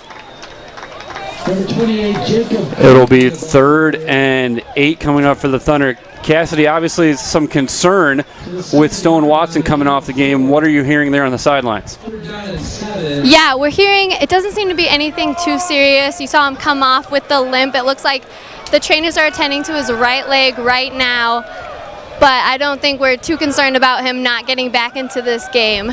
Stone Watson is a tough player, and I think we can be hopeful that he'll get back in the game today. So thank you, Cassie. And again, as you were saying that, Stone Watson turned around, probably just some family in the stands and gave a thumbs up. So maybe just some concern there. McWilliams under pressure and a miscommunication on that route as he fired that into the Wheaton bench. Spencer Peterson was the outside receiver there, so he'd likely the intended receiver. Yeah, it's always good when you see a player like Stone Watson, who's coming off a season-ending injury last year, turn around. You know, they're checking for a similar injury just now as Dr. Watt was, but to see him turn around, smile, give a thumbs up to his family, it's like deep sigh of relief from the family, but also us up here because he's important to this offense for sure. So this will, from the 7, will be a tight punt operation. Fedler not anywhere near, he's going to shorten this, not anywhere near the back of the end zone. He has a couple yards of space to work with, sitting in the middle of the E of the Wheaton there. They bring pressure from the outside. Fedler delivers a kick, going to be taken outside the 40. This is Darius Smith spinning inside the 40 to the 39 and tackled there by Logan Miller. So both times Monmouth has had this kind of field position, it's been one-play drives, and Nelson's passes have been caught by members of the other team. So we'll see if Monmouth can actually build a drive here that results in some points, trailing 16-0 with 19:20 left here in the first half. I mean, here you are as the Scots starting on Wheaton's 39-yard line. You have to put a drive together now to put points on the board in some way, shape, or form. I mean, move the ball down the field, get a field goal, get yourself righted, and get this game going, or else you find yourself in an even deeper hole. This will be play action for Nelson running to the near side. O'Connell lassos him to the ground, and Nelson's helmet comes off, which means they've got to either call a timeout or get a backup quarterback onto the field for a play. You know, and a lot of times when you see the helmet come off, it's a face mask, but clearly O'Connell's arm was around the neck. I mean, he just gobbled him up and put him on the ground. And this will be Brennan White, the junior. He's thrown 3 passes in his career, completed 2 of them. This will not be a pass. More of a running quarterback. Expect this to be number 5, DeAndre Wright, carrying the ball here on 2nd and 17. And it is. It is right up the middle. Arifilis will grab him and slow him down. He'll get a couple more yards after contact. But either way, it does set up 3rd and long yet again. And here comes quickly Hayden Nelson. Brennan Wright finds himself back on the sideline again. He's only a sophomore. He's a junior. He's had a little bit of playing time, but you know, Hayden Nelson is an experienced guy. He's the guy they want in the game. Twins to the right side, split left here. 3rd and 14 for the Scots. From the Wheaton 43, they bring delayed pressure. Herbert breaks free. That's going to be grounding. Not even close to the line of scrimmage. We're waiting. Where's the flag? We're waiting for the flag. That should be. Yeah, that did not get back to line of scrimmage. It's a blown call right there. Wow. And he wasn't out of the pocket. Wow. How is that not grounding? A terrible missed call there. Interesting. And J.J. Clark's right here in the ear of the official asking how that's not an intentional grounding penalty, even though he seems to be satisfied with the answer. So either way, it's still a 3-and-out for the Scots. Beal rolling, going to drop it end over end as Nichols calls fair catch and makes it back at the 8-yard line. You know, I will say, while that drive was definitely not successful for Monmouth, I have been impressed. It's tough to come in your first game, to come into a top 25 team like Wheaton, be on the road, your first game, and get punched in the mouth right to start the game. They've definitely righted the ship, especially defensively. They've been putting pressure on McWilliams, and they've been stout against the run. So they've done a good job of answering the bell. They just needed to put some points on the board, like Dan said, on their last drive. Well, again, and early on, this had the feel of like, man, this could be a blowout. This could be bad. But I mean, Wheaton hasn't really put any points on the board here in about 10 minutes. So, and it's a 16-0 game at this point. So Watson back out onto the field. He'll take the first carry out across the 10 to the 12-yard line. So good to see Stone Watson right back out there. Yeah, as well as Lisnewski. He's back out on the field. So both teams returning important players after injury. Yeah, and I can't tell you enough. Like, Watson is still at that point where he feels any sound your knee makes, anytime you feel something tweak, it's like, oh boy, it happened again. But I mean, you just got to put trust in it. And McWilliams trips coming out of the center exchange, and he's going to be dropped right back about the original line of scrimmage at the 8-yard line. Hibben and McWilliams tripped over each other because Hibben was on the ground there as well. Looks like their feet got tangled up. Yeah, Hibben stepped on McWilliams' big toe. Probably didn't feel good for McWilliams. Hibben's a big boy. Hibben is a big boy, gaining about 20 pounds in the offseason. Of good weight, too. I mean, he looks like he's checking in at 6 foot 285 this year in the middle. 3rd and 9 here for Thunder offense. That has struggled. Pressure coming. McWilliams is protected. Going over the middle. He's got Nichols. It's complete and tackled at the 36-yard line. A nice combo route there. They go post from the outside and lean from the slot. Runs an out route combo. And they just open up Nichols wide open over the middle. First down, Thunder at the 36-yard line to gain a 28 on the play. a really nice play again. McWilliams just has plenty of time. Stands up, delivers a good ball. Nichols is able to go up and get it and get the yardage necessary. Move the pocket to the right side. Going to come back route for Torini while throwing ball right at the first down marker. Probably going to be about maybe half a yard short. But again, if you can just put completions together and get a rhythm for this offense, that's been the biggest thing. They've scored on a short field drive and then on a big play. They haven't really pieced together that drive yet. And if you're having flashbacks here with seeing number 23 built like a brick house in the backfield, that's not Shola sneaking onto the field. That's Will Smith, the transfer from Baker University, in the backfield here. 1st and 10. They actually did move the sticks as McWilliams hit as he throws, finds Carson Lean across midfield to the 46-yard line. Nice job by McWilliams to stand tall against pressure from Lesniewski and deliver a good ball. McWilliams is looking good here on this drive. He's thrown 3 straight great passes, and he looked down the barrel of the gun on that one. Andrew Jones got beat badly there by Lesniewski. Lesniewski's an impressive player. I mean, he's been all over the backfield today. 2nd and a yard from the 45, under center.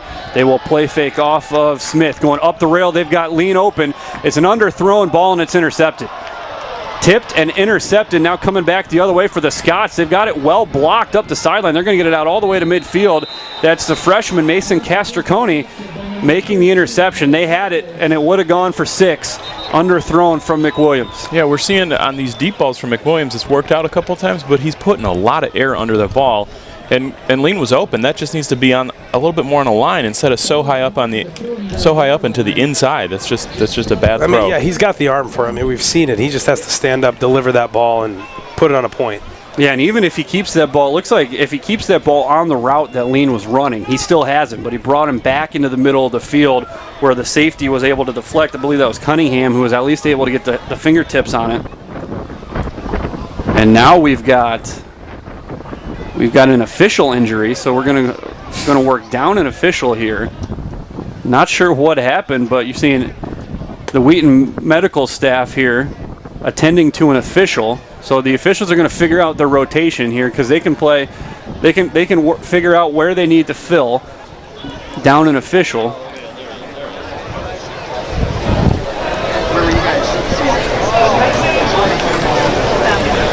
Well, this referee's all on top of things. He noticed the injury off the field to Lesniewski, and now ushering the official off. And Cassidy, you're right there on the sideline. What are you hearing here as we have an official injury? Hey, Rusty. Yeah, looks like the trainers are tending to the official's neck here. He pulled himself off to the side in order to get some care.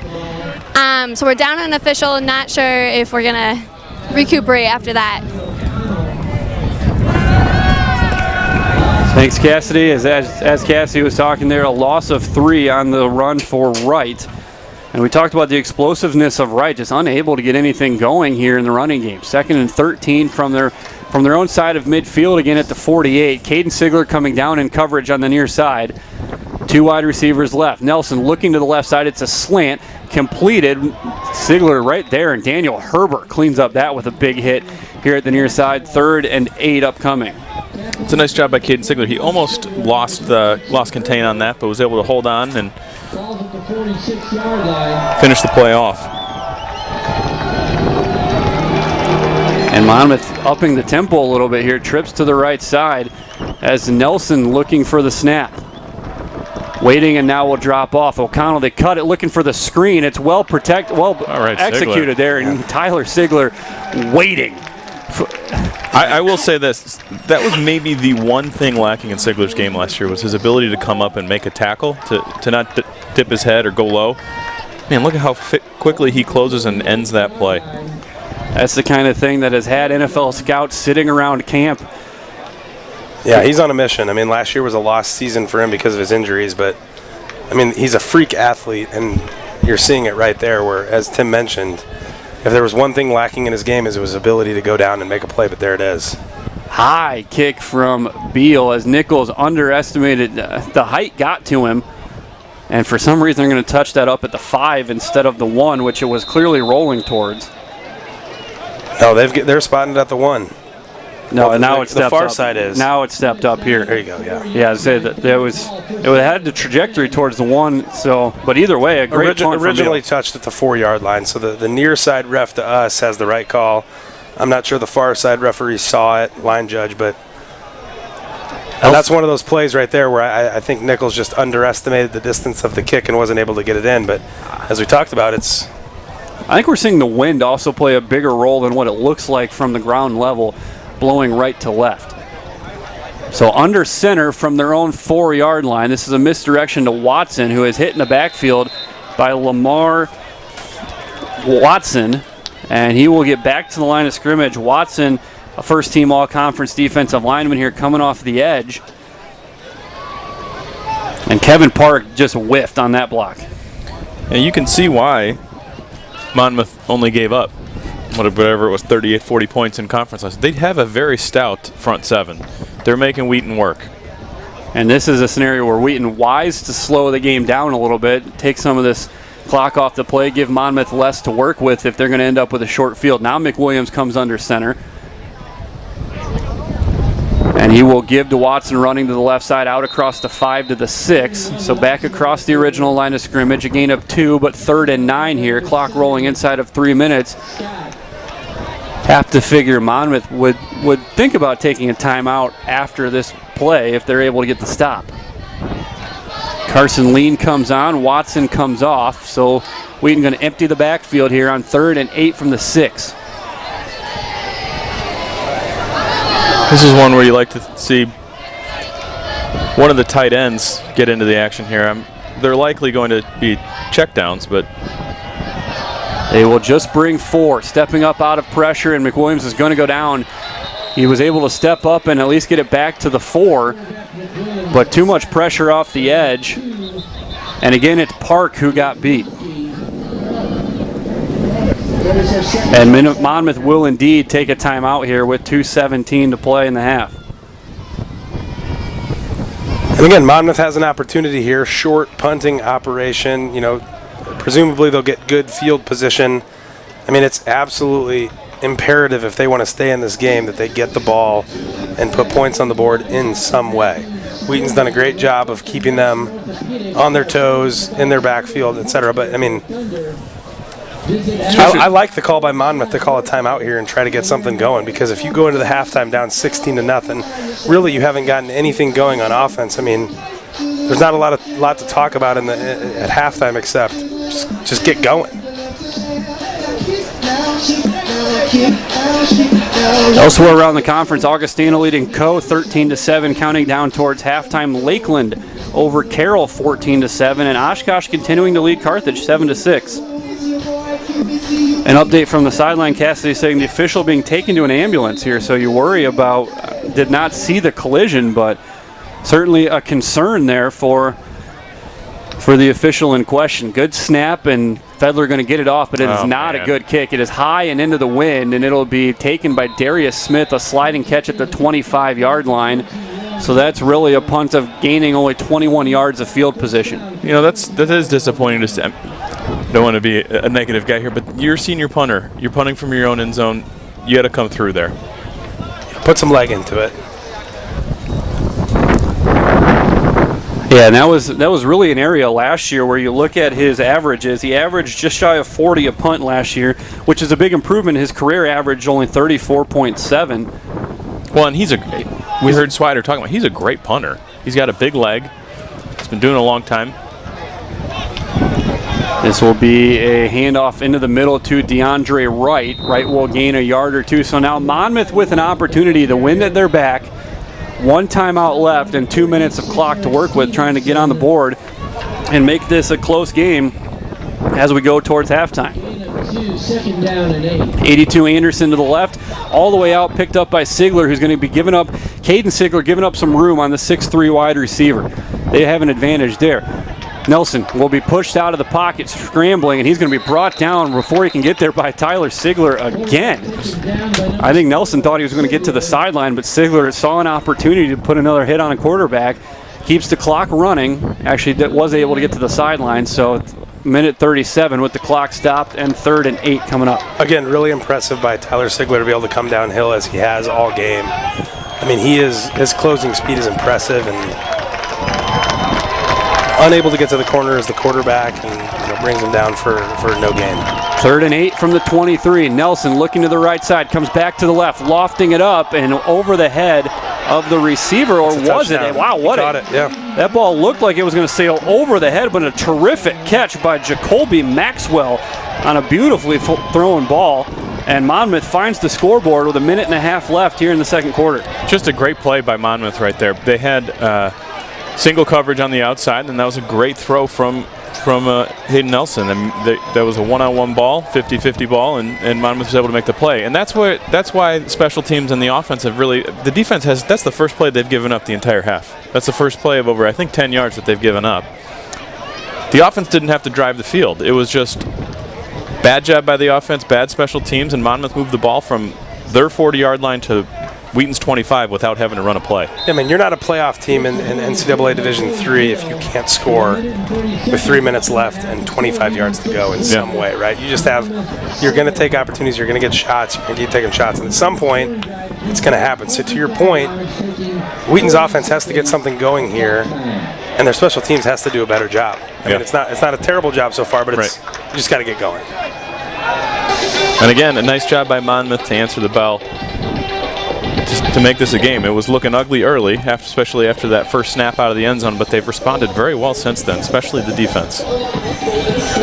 With Wheaton getting the ball to start the second half, you'd love a nice return here from Nichols or Torini here, set up the offense and maybe get a field goal or touchdown here. Yeah, it's certainly 16-7. It certainly feels like Wheaton has controlled this game significantly more than 16-7 would say. But points in any way right now with 1:30 left would be big. It would be huge.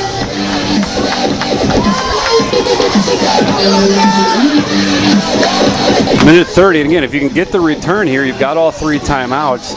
And the strength of this offense so far has been the passing game, even though McWilliams has thrown a couple of interceptions. So we'll see a lot riding on this return for the Thunder and how they will move forward after this. Well, and to Wheaton's credit, we haven't seen this unit from Monmouth yet today.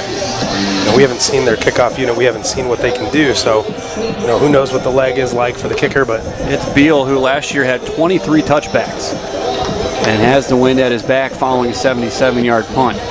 And that's a touchback. No question about that one. That'll clear the end zone by plenty. So that answers our question. That was a bomb. Been very impressed by Beal here today.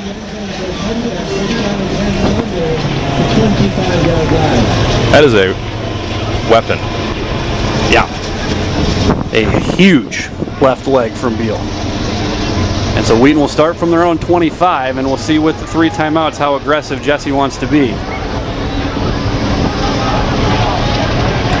Williams under center to start the drive. Torini to the right side, Nichols and Carson Lean to the left. Quick hit fake they give to Watson up the middle. Watson with a hole, breaks, spins out of a tackle out to the 30, stretching maybe to the 31. So you've got enough to at least continue to think about moving forward. Even though they're taking their time, as though this is going to be a stretch to halftime.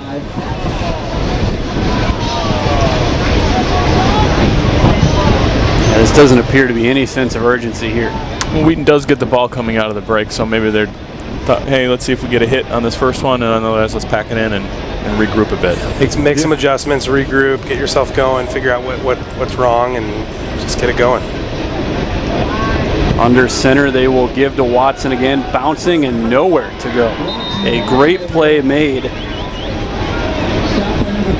That's Brad Buchner, the defensive end, and I think if Wheaton maybe hit that for a first down, you see them jump into action, and here's Watson again coming off favorably to the sideline. So there may be more than just some lack of trust with the knee structure here for Stone Watson. And Wheaton has done the math. They're going to take this thing to halftime. A frustrating half after a very strong first quarter for the Thunder.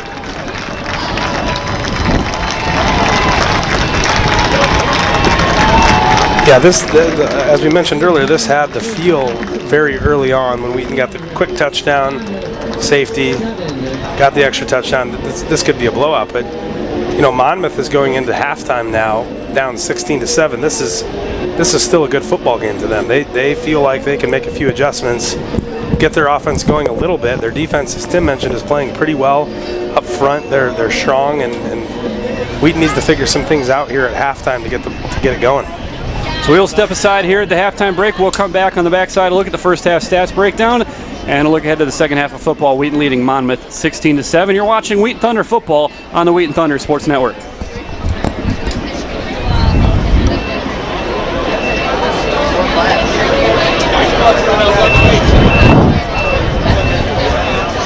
I got you an orange to the raffle. Listen up. First one, 2, 3, 2, 1, 1, 0, 4. 2, 3, 2, 1, 1, 0,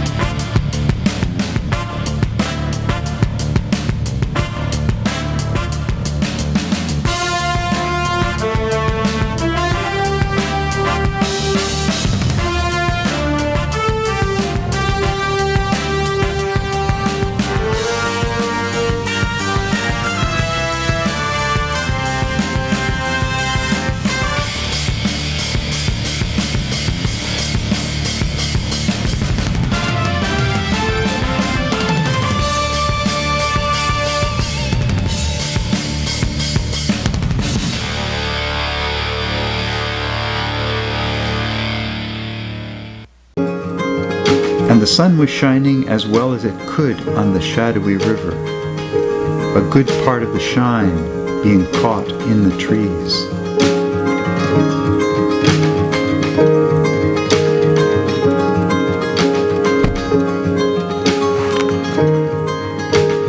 Since about this time last year, painting the Fox River, starting up in West Dundee in the north, we're going to cover all the way down to Ottawa.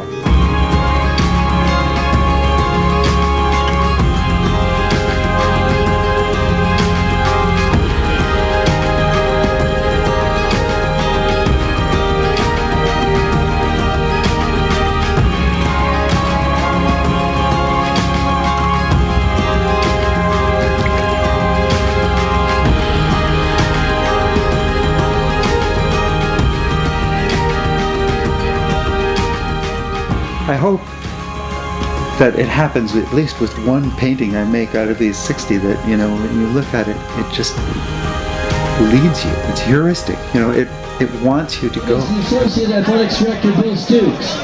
Mark, an electrician in the facilities department here at Wheaton College since 1983, has volunteered in a number of roles with the Wheaton football team since 1985.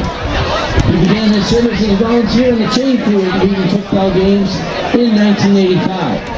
Today, Cruz still works on the chain crew at Wheaton's home football games and is responsible for scheduling the people who work the chains at the home games, a role he has held since the late 1980s. In 1992, Cruz began assisting with Wheaton's equipment operation in football games, both home and away. Bill Stooks says of Mark's service to the program, "I really appreciate someone giving up their free time to volunteer and help us. That's really quite hard to find." Ladies and gentlemen, Mark Cruz.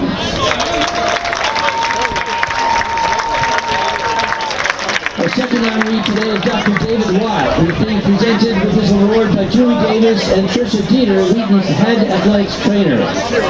Currently an orthopedic surgeon with Northwestern Medical Group, Dr. Watt has served as Wheaton's team physician since 2001. A 1976 Wheaton graduate, Dr. Watt was student athlete in his time as an undergrad here. Tricia Dieter says of his contributions, Dr. David Watt is an integral part of the sports medicine staff here at Wheaton College. His desire to serve the athletes and support them in their athletic endeavors is one of the many qualities that make him a phenomenal part of our staff. Dr. Watt has been a huge supporter of Wheaton Athletics ever since his time as a student athlete here, and will continue to be for as long as Lord allows him the pleasure of doing so. We're so thankful for Dr. Watt and the countless times he has served our department and our athletes. Ladies and gentlemen, Dr. David Watt. Congratulations and thank you to Mark Cruz and Dr. David Watt. Please give Mark and Dr. Watt another round of applause. And at this time, we would also like to recognize the past recipient of the Wheaton Athletic Service Award, Steve Kafkas, the statistician for Wheaton football home games since 2003. Steve is working on the punch box today for his final Thunder football game of 2018 before relocating to the state of Maine later this month. In addition to his role as statistician for Wheaton football, Steve has volunteered thousands of hours in the sports information office at basketball games and soccer matches, in addition to other service roles. Steve, thank you.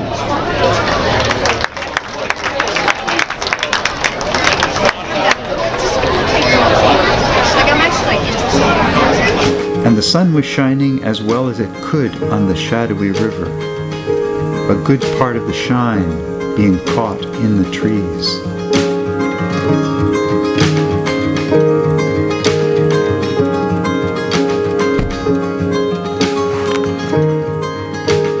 Since about this time last year, painting the Fox River, starting up in West Dundee in the north, we're going to cover all the way down to Ottawa.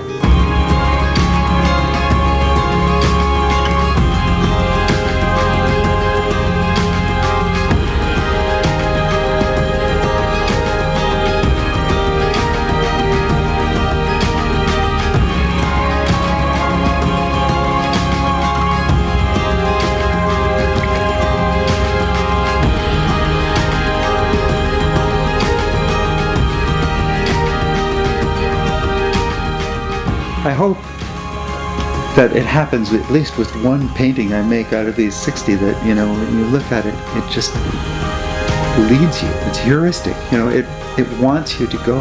It wants you to encounter. I mean, I sometimes think of it as a kind of homesickness, where you feel like your identity is out there somewhere else. You're here, but you have this pull, to be somewhere, and it's an ache.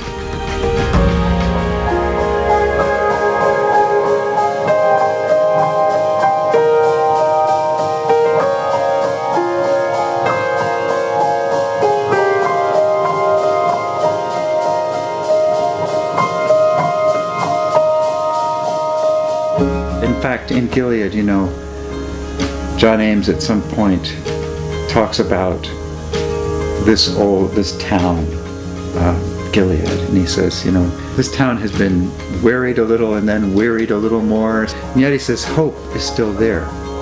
And I mean, that is the thing. Hope isn't the accomplishment. This whole idea of, when is hope important? It's hope that it's important when it's dark, when you can't see. That's when it manifests itself as a possibility. So these paintings aren't about a sort of glorious resolution, but I hope they are something that makes one feel a glimmer of hope for possibilities.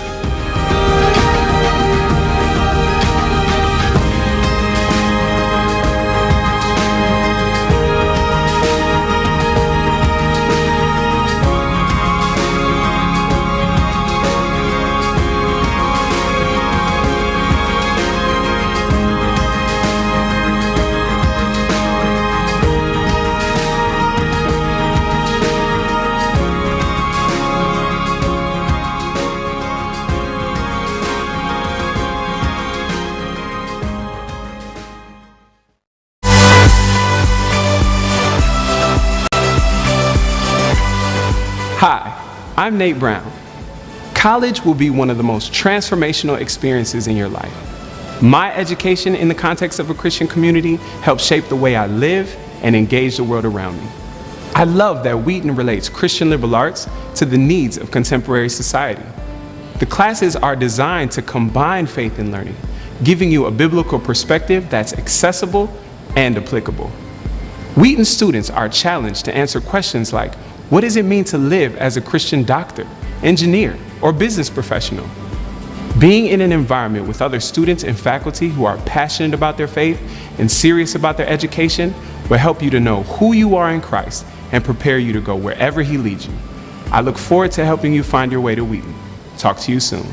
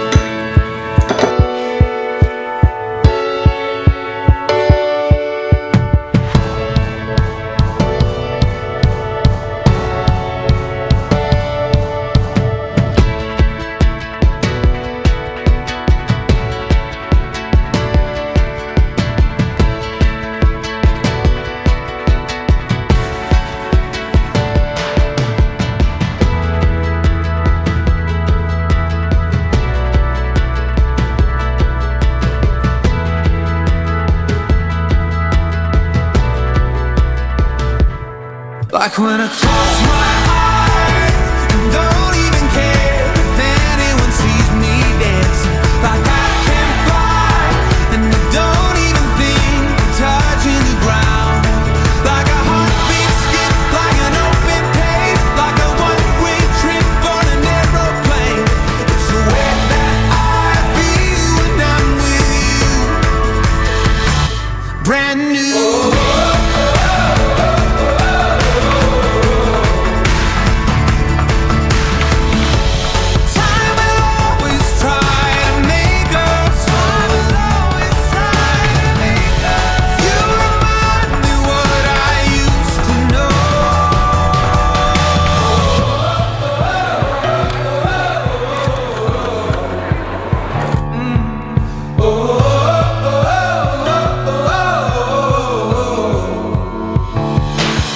Like when I close my eyes and don't even care if anyone sees me dancing. Like I can fly and I don't even think you're touching the ground.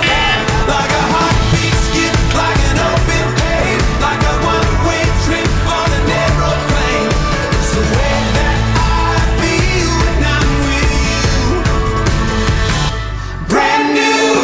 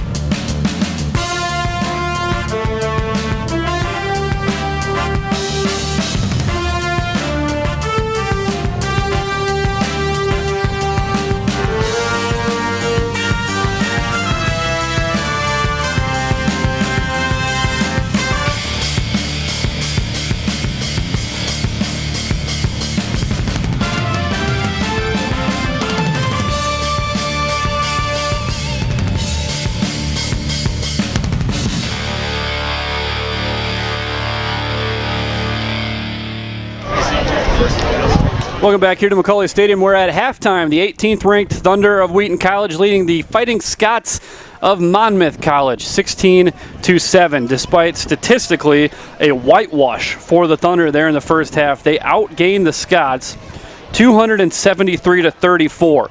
And 23 of those 34 yards came on the touchdown pass with 1:30 left in the half. So Wheaton was holding Monmouth to just 11 yards prior to that halftime, that last shot right before halftime. Monmouth with -7 yards rushing, Wheaton with 82 yards on 24 carries. They have gone 11 of 21 through the air for 191 yards, 2 touchdowns, 2 interceptions for Curtis McWilliams. Both of those balls coming on tipped plays. So you look at the overall statistics, and there's no reason that this should only be 16-7. But Monmouth's defense has done a really nice job of frustrating the Thunder. And we mentioned it at the top in the Swider Insider. It's a very experienced front four. And it's a team that's been playoff tested. They scheduled not to hide from anybody. So they're not afraid of playing a team like Wheaton. And they've come in here, and since the opening quarter, they've really done a nice job of really limiting what Wheaton's been able to do.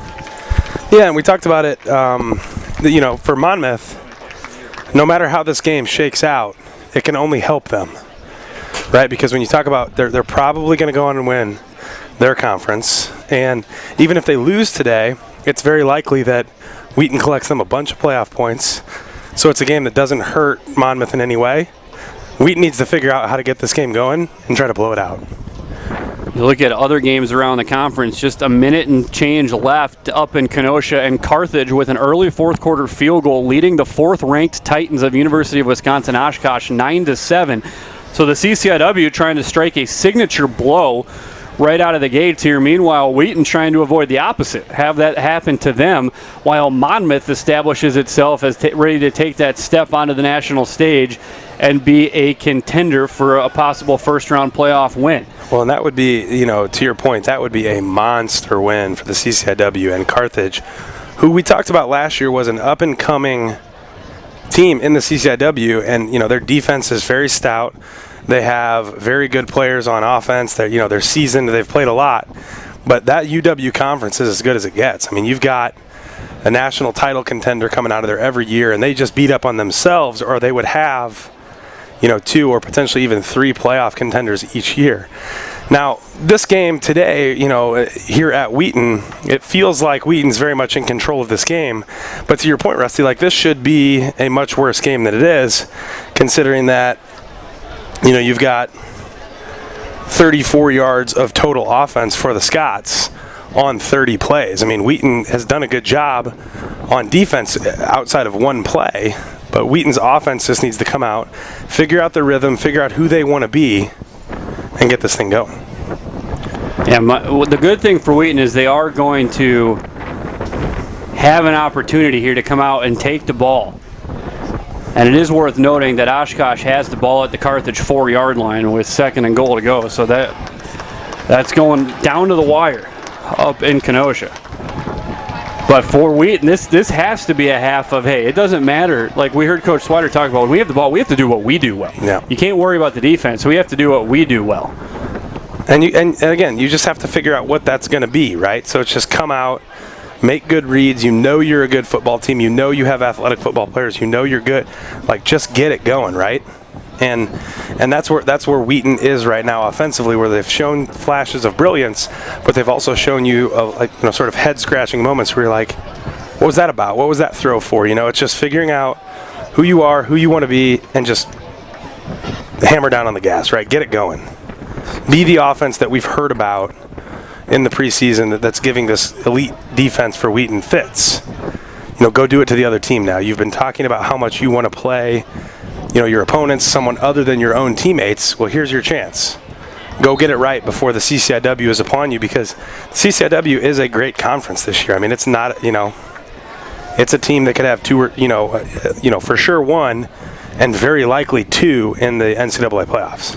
Elsewhere around the conference, halftime scores: Lakeland 20, Carroll 17, Augustana 13, Co 7. Last night, Milliken scored late in the fourth quarter to defeat Hope 25-21. Night games: Chicago visits WashU, and Anderson visits North Park. And as we were talking, UW-Oshkosh with a rushing touchdown to take a 14-9 lead with under a minute and a half to play in Kenosha. We've seen the strong left foot of Beal. He will kick off with the wind at his back. After this kickoff, we'll check in on what the wind is doing with Cassidy Thornburg on the sidelines, as that will sail out of the back of the end zone. You know, and again, what a weapon when you have a guy who can just come up and put the ball out of the end zone. So Cassidy at the top, we mentioned the wind, not much of a factor, but it has really picked up. What's it doing down there at field level? Yeah, at field level, there's a little bit of a wind that has picked up, added to carrying that ball a little bit further than it probably would have gone.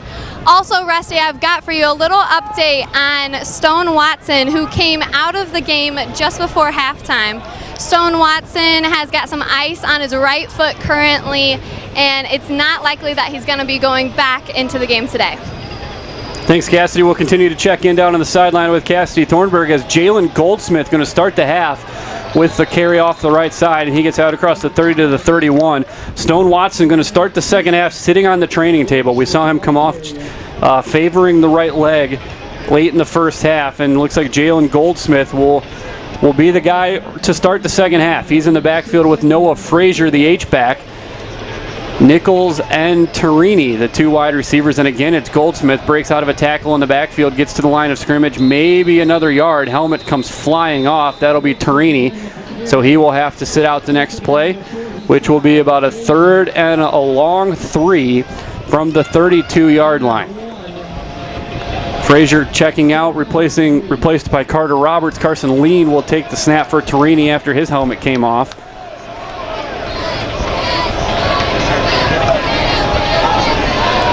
An early test here for the momentum of this game.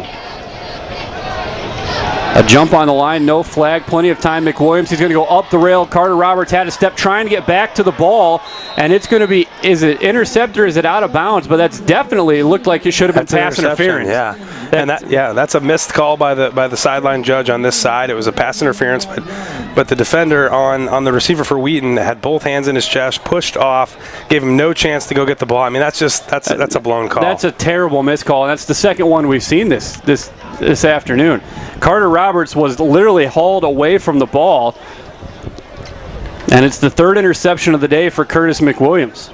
I think the official was so worried about getting out of the way of the players coming at him, he didn't throw the flag. Well, and also just making sure that the defender came down with the ball in his hands and a foot in bounds. I mean, that's something you have to be aware of both scenarios. So a give to DeAndre Wright on first down. Logan Miller does a nice job diving in and taking his feet away. before he can spin out. It's a gain of a yard in the running game, which we mentioned being a strength of the Scots last year, with DeAndre Wright averaging 110 yards a game, and they are still in the negatives in the rushing yards today. Yeah, Wheaton's defense has been very impressive today, and they continue to impress here. And if Monmouth can't get that running game going, it's going to be very difficult for Hayden Nelson to get anything going through the air. Look like they're trying to set up an option pass. He's going deep. Again, it's well underthrown and into the bench. A nice catch, actually, by the defensive end, Lesniewski, standing over there. And instead, it'll be 3rd and 9 for the Scots. Yeah, and this is where Pat O'Connell has an opportunity to show that the loss of Chase Greenlee on the defensive end, isn't going to be that bad. With Greenlee being as an elite pass rusher he is, O'Connell has the opportunity, as good a player as he's been, it's time for him in this 3rd and long scenario to pin his ears back, get on top of the quarterback, and get the ball back in the offense's hands so Wheaton can get this thing going again. Nelson with 3 wide receivers, 2 to the right, 1 to the left. Play clock down to 4 as he waits. Gets the snap, 3-man rush, flushed out of the pocket to the right side. Here comes Herbert in his face, and it is incomplete. Intended for Jacoby Maxwell, but it bounces into him, and the Wheaton defense does a nice job holding serve early here in the second half. Yeah, again, just a great job by Wheaton's defense. The Scots are not able to get anything going on the ground, which puts the ball in Nelson's hands. And he's a good quarterback, but he needs that running game to get his offense going and to be efficient in the passing game. So, again, credit to Wheaton's defense. It's been the story for a few years now where Coach J.J. Clark has coached an elite defense, but the offense here has a chance to really figure it out and get this game going again. Speaking of elite, Beal last time, 77-yard punt. This one not quite going to have that distance. A nice roll right into the hands of Nichols. Nichols bouncing to the left side. He'll get a few yards out across the 30. Tries to reverse, stays on his feet out to the 35. Very crafty return there for Nichols, who does a nice job cutting down the bounce and turning it into positive yards. Yeah, you can't arm tackle this guy. We continue to talk about it, but the guy's yards after the ball is in his hands is just so impressive, because if you come in at him high, he's going to shake you. You have to get him around his hips, you have to get him around the legs to bring him down, and even then, he's so shifty, he's just a difficult guy to bring to the ground. We'll keep an eye on the end of this Carthage-Oshkosh game for you as well. Carthage across midfield as they drive in the last minute to try to upset the 4th-ranked Titans of the University of Wisconsin-Oshkosh. 1st and 10 for the Thunder from the 35. Spencer Peterson in at quarterback. And he's going to take the carry up the middle. Big hole across the 40, lowers the shoulder and spinning. And Peterson had worked almost exclusively as a wideout here in camp and was impressive. And so it's a little surprising that all of a sudden you see him come out, but for a team that's struggled in the running game, this makes a lot of sense right now. Again, why not, right? It's difficult. It's tough sledding against this Scots defense to get something going. And Peterson last year even showed it's 6'6", 235 pounds. He's a load as a running back. And good to see him running the option game as Goldsmith gets about 3 yards here. And it's just such a weapon because you have to key on that quarterback, because McWilliams, as good as a passer he is, he's not really known for his mobility. So he doesn't want the ball outside the pocket. He doesn't want to carry the ball. But Peterson's that guy. He's in there to run, and you have to be on top of him. And now McWilliams back into the game with Goldsmith and Jacob Cretan.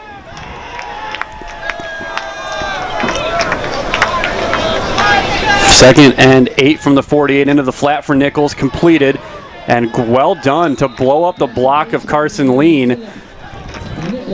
That's a great job on the outside by Trey Maxwell, the linebacker, who pursuing from the inside, but also Connor Graff for holding up the block and not giving Nichols any room to make a decision. Well, and Tom Lesniewski's in on almost every play, too, as you saw his big body out there in the flat. I mean, he just never stops, and he's in on plays, and he just keeps going, and he's making it difficult on the Wheaton offense. 3rd and 6 from midfield, looking to the right, comes back to the middle. Now he's going to go into the flat left for Goldsmith. Goldsmith lowers his shoulder, lowers it again. He's going to have a first down and more, and he's going to break this one for a touchdown. Jalen Goldsmith bowling his way down the sideline for a touchdown. Yeah, and what a play by Jalen Goldsmith, but good job by Curtis McWilliams to stay on top of his receivers, go through his passing tree, get the ball out there to Jalen Goldsmith, and at 5'9", 209, he's got a low center of gravity to begin with. Difficult to bring down, but he lowers his center of gravity even more, lays a hit, breaks 2 tackles, and off to the end zone. What a play by Jalen Goldsmith. And way to respond with Stone Watson out of the game now. I mean, that's a tough guy to lose, but you see a guy like him get the ball in space, and there he goes. So it'll be Bowes out of the hold of Fedler. Good snap by Vargas. Good hold put down, and Bowes puts it off the left upright. No good. So the extra point no good. 22-7 the lead for the Thunder here with 11:16 left in the third quarter. You see it again here on the replay. Great patience. Goes into the flat. I was going to say just run to the sticks, but he lowers the shoulder once, lowers it again, and you see the linebackers give up on the play. Yeah, they thought he was down. They thought he was out of bounds. The guy who was about to bring him down was Tyler Pace.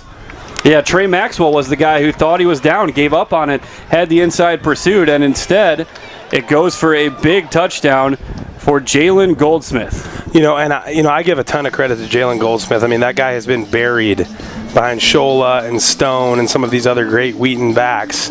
And, in years past when he scored a touchdown, I mean, the sideline erupts because Jalen scores and it's his opportunity. But here he is against the playoff team now as the guy that they're going to, and he scores a long touchdown in a much-needed moment. So I give tons of props to that kid for just, staying positive and getting his attitude right and making hay when the sun shines. You know what I mean? He's the definition of a program guy. Absolutely. It's really easy to throw in the towel when you've been moved from quarterback after 2 years and you realize you've got a guy who's going to end up as the career all-time leading rusher in Shola Olateju and Stone Watson. You just got a stable of running backs here. And Jalen just keeps putting his head down and working, and you can tell the sideline responds when he's given opportunities. And yeah, every class at Wheaton has that guy that just, the teammates love having him around. They love seeing success on the field. But I mean, this is not like garbage time, as you call it, right? This is a meaningful moment, and here's Goldsmith scoring a touchdown. I love that. Bowes, a high kick. The wind's going to stand this up. This is trouble. It's going to bounce down to the 25. It's going to be, it's bounced loose. Wheaton had it first, and it's going to bound to Monmouth.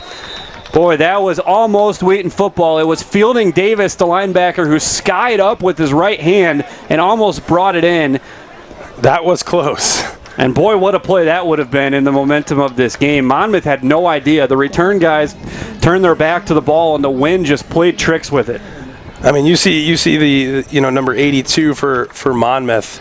I mean, he was shocked when he heard that ball bounce next to him. He turned around and was able to get in on the play. But I mean, that was almost a Wheaton, onside kick type of situation where they kicked the ball into the wind. They knew they had it in their face, so they gave it a shot. And 25-yard line starting position, you don't feel too bad about that. That's a touchback. If you're going to look at it, Stevenson shuts down the run. And O'Connell's helmet comes off as part of that play, and a flag comes down late. I'm not sure if they're not going to call it taunting for him, are they? I think they're going to get O'Connell here for stepping over the top. And, I don't like that call, but, I get it, right, where helmet comes off, he steps over him, he tries to. See it on the replay. And, again, it's Arifilus and O'Connell who blow it up. O'Connell then comes through and rips it off. Yeah, that's tough. I kind of get it. Yep. Again, you don't like the call because it goes against Wheaton, but you see what the ref saw. He saw it in real time. He's right there on the field. Who knows if he said something? But that's a big play right there. You get a big loss, and you get 15 yards tacked on at the end of free yardage. As this is given into the middle again, and it's Eric Stevenson with a big stop, and his defense playing with some energy here. And again, that's just the second first down of the day for Monmouth. Their first one was the touchdown, and their second one comes via penalty. Yeah, and you talk about, Wheaton seems to always have that guy in the middle of the field who makes big plays, and it's Eric Stevenson who steps in now, and you talk about Adam Dansdale, Mikey Swider, some of these guys from the recent past where there isn't a severe drop-off in the production. I mean, these guys are just studs. Design quarterback run for Nelson, rolling to the right side, pursued from behind by McCray. He's going to get a couple of yards. Brought down short of the marker by about 6 yards. Pushed out of bounds by number 34, Colleen. Colleen forcing him out. And it'll bring up 3rd and 6.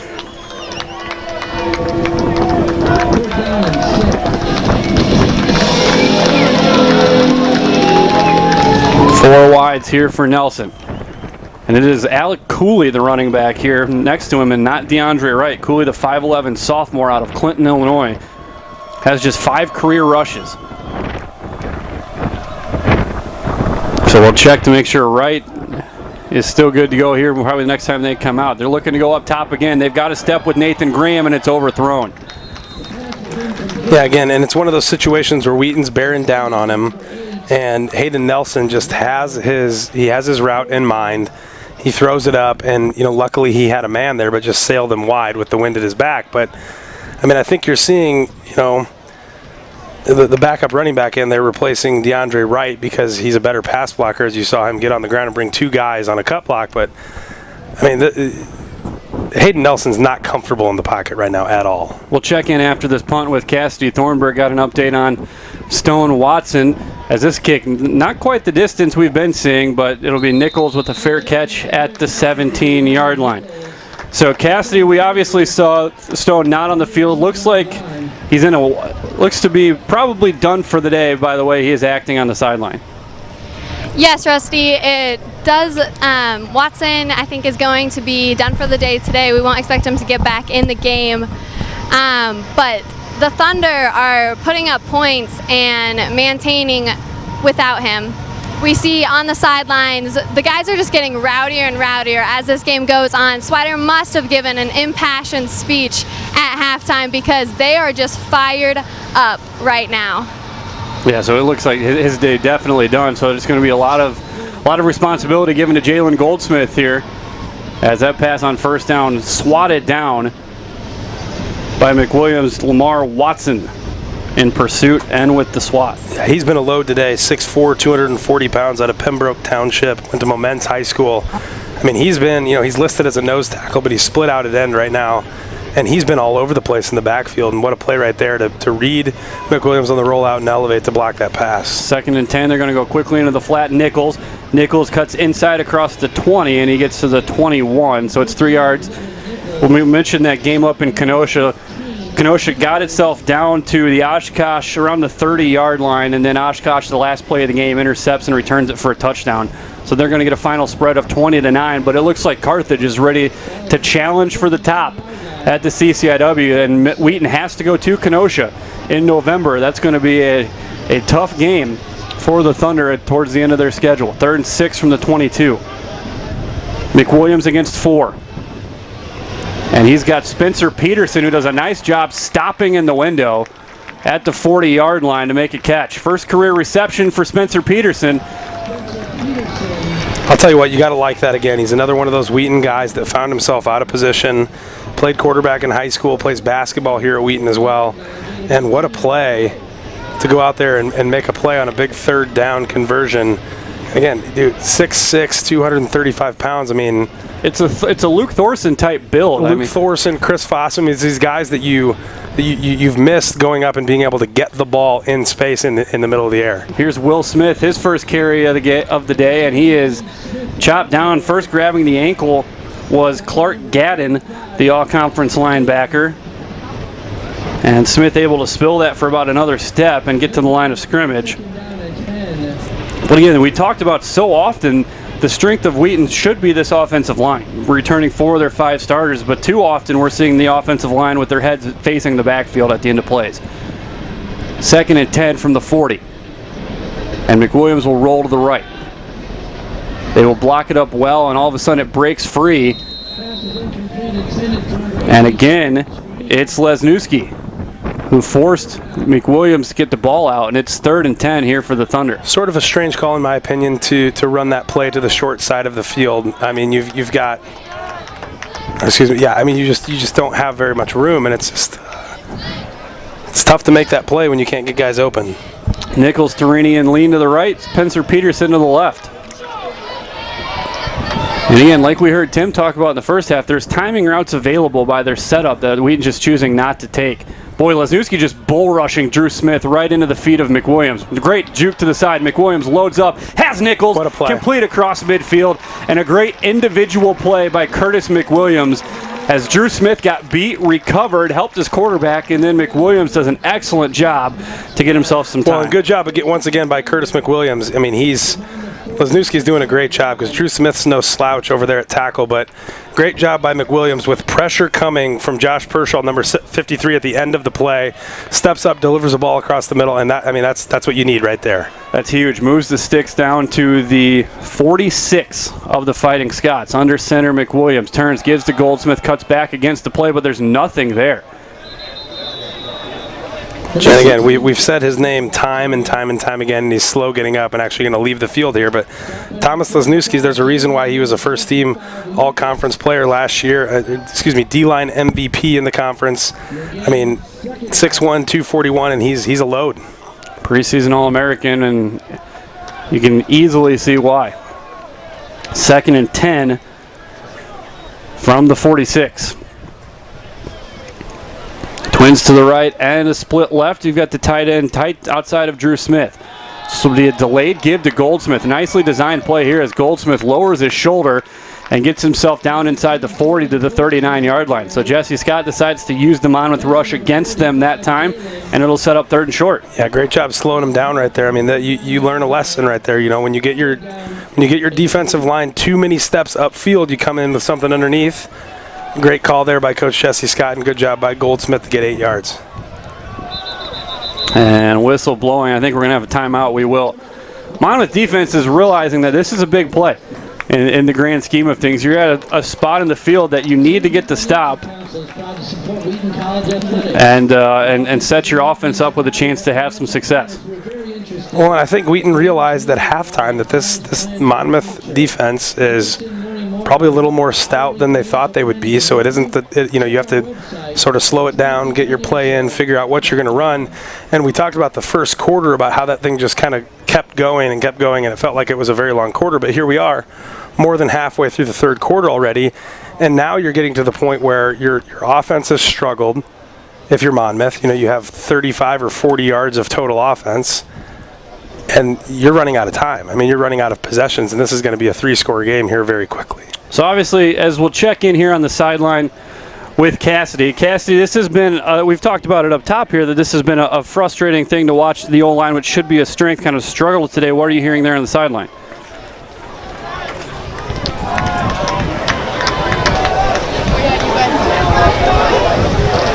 Tough.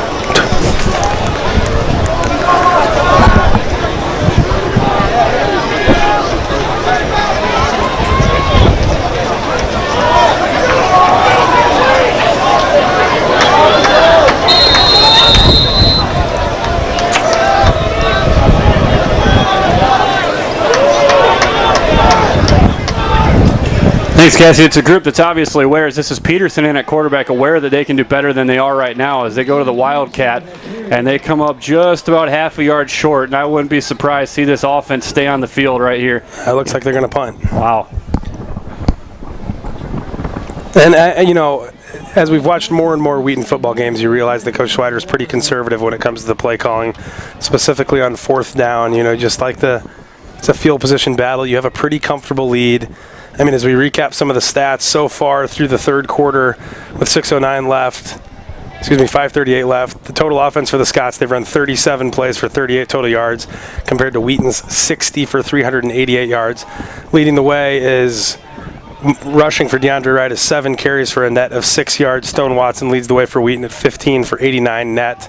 Receiving Jacoby Maxwell for 45 yards, and Philip Nichols leads the way with 6 catches for 95 yards. So, I mean, clearly Wheaton's in the driver's seat of this game. I mean, you've run 37 plays for 38 yards, averaging just a bit over 1 yard per play. I mean, it's just gutting as an offense when you just can't get anything going, because this game is almost 3 quarters old now, and you're barely in the positive plays run compared to yardage gain. So, I mean, and they're going to pin their ears back now. Wheaton knows that Monmouth has to pass. They just can't get the running game going, so they're going to have to go to the air. 1st and 10 from the 13 after the punt, and DeAndre Wright right back in there. He takes the carry moving to his right, and he'll get a couple of yards out to the 15, so that puts Monmouth at -1 yards rushing now for the day after that 2-yard gain. The other thing is this offense is there's as much frustration, as Cassidy alluded to, that they know they're capable of being far better than this. We saw them at the end of the year really put up a ton of points last year. And the way that they've been executing in practice and camp really leads them to believe that this is not a great indication so far of what they're capable of, as that ball swatted away. Big Pat O'Connell and River Schindeldecker there to make that play. Yeah, and the frustration is going to continue to mount for Monmouth here as you're pinned back on your own 20-yard line. 3rd and long. Wheaton knows they have to pass at this point in the game. So you can't stay in the pocket because the pressure is coming too much from from Wheaton's defensive line. It's not like Wheaton's even bringing that much pressure. They're just overpowering them up front. 3rd and 8 from the 15. Twins to the left side, a split right.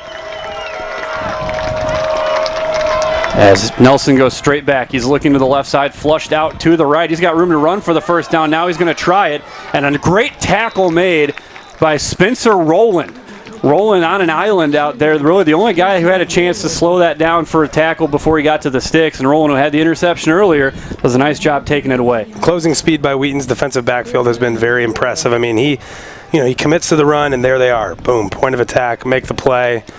Again, Monmouth's offense stifled once again. 4:14 left in the game here. Punting once again. Tayshawn Gibbs and Phil Nichols back to return, and they've done a nice job to kind of changing their form here, staggering the return because they don't know what to expect. This will be Gibbs from just across midfield, splits a pair of tacklers and gets right at the 50. Nice job by Tayshawn Gibbs just to limit the damage. Again, it's hidden yardage, and Tayshawn Gibbs is a guy we haven't had a chance to talk about yet, but is going to be an explosive part of this offense as he gets a better handle on the playbook. The transfer from the University of Louisville, who is just absolutely electric with the ball in his hands. Yeah, they speak very highly of him. I was talking with Coach Jesse Scott in the preseason, and they talked about Tayshawn Gibbs was a scholarship player at Louisville, and here he is at Wheaton now a few years later, and they just talk about his electricity and how he's just a very, very, very good football player. When he has the ball in his hands, he's just electric. 1st and 10 from midfield.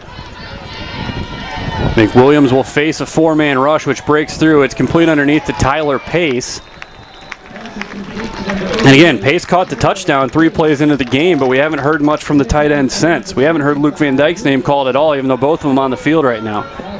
43-yard line, a gain of 7. 2nd down and 3. And Andrew Jones going to have to check out of the game here. So they will move Drew Smith from right tackle to left tackle. Clay Wagner comes into the game at right tackle.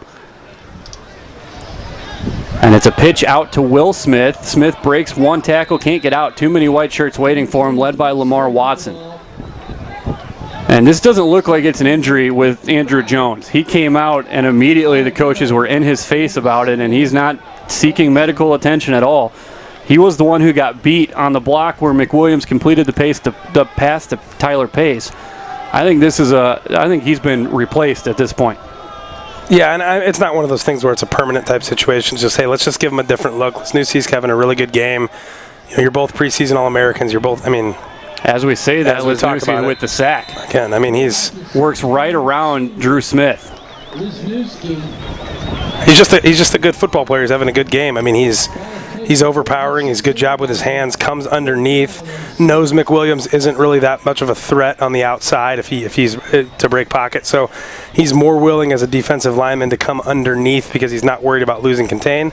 So that makes it difficult on the left tackle, but that's you have to take ownership in that role and realize that's your guy. You're on an island with that guy, and you need to figure out how to block him. Wisniewski, and he's using his height disadvantage against Jones and Drew Smith as an advantage because he is exploding up into the chest of both of them. Very powerful leverage player. As Darius Smith on the punt return will get it up to the 15. Colleen a little upset with himself. He wasn't able to make the initial tackle. But again, a long field ahead for the Fighting Scots of Monmouth. First down, Monmouth at the 15-yard line. Again, 1:53 left here in the game. You're talking about, you're down 2 full scores at this point. You need a touchdown with an extra point and a touchdown with a 2-point conversion. So you're playing from behind very much right now. And this is a team that just hasn't gotten it going, and Wheaton knows that. And they're going to continue to dial it up. Augustana leading code 19-7. We mentioned Carthage with an upset bid falling just short against UW-Oshkosh as Nelson delivers up the sideline, and Corey Kennedy does a great job of coming over the top and helping Caden Sigler, who was also in good position. Just ball overthrown from Hayden Nelson. Last year completed 57.5% of his passes, and today he is well under 50%, probably closer to 35% passing.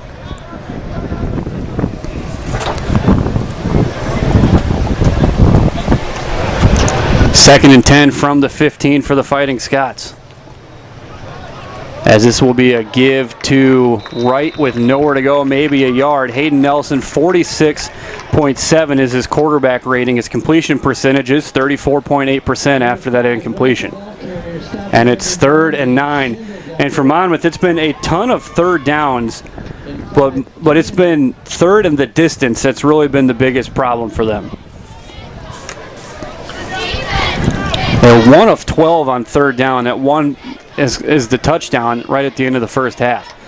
Minute 12 left here in the third quarter. Wheaton showing blitz. They only bring 3. Nelson rolling to his right. O'Connell in pursuit. And Nelson's going to heave it into the bench. I mean, again, just nothing doing. I mean, we're talking about, this is a, we'd be remiss if we didn't talk about, because we're talking about the struggles of the offense, but this is a playoff football team that we're playing against right now. We have them at the 2-score game late in the third quarter here at home. I mean, Wheaton is comfortably in the lead. You just like to see the level of play on offense be what it's billed to be, right? Where it's the high octane, run the football, get the football down and get it into the end zone, but it's not there. But these are little tweak things. There's things you need to figure out, and this is only game 1, as we talked about. 11th punt of the day for Joey Beal, who's averaged 40 yards per punt, and he's going to come close to this one. Nichols looked like his reaction late that he might have lost that one on its way, and it just rolls out of bounds at the 41-yard line. So McWilliams and company, which have had the statistical advantage, well over 400 yards of total offense, but only 3 touchdowns.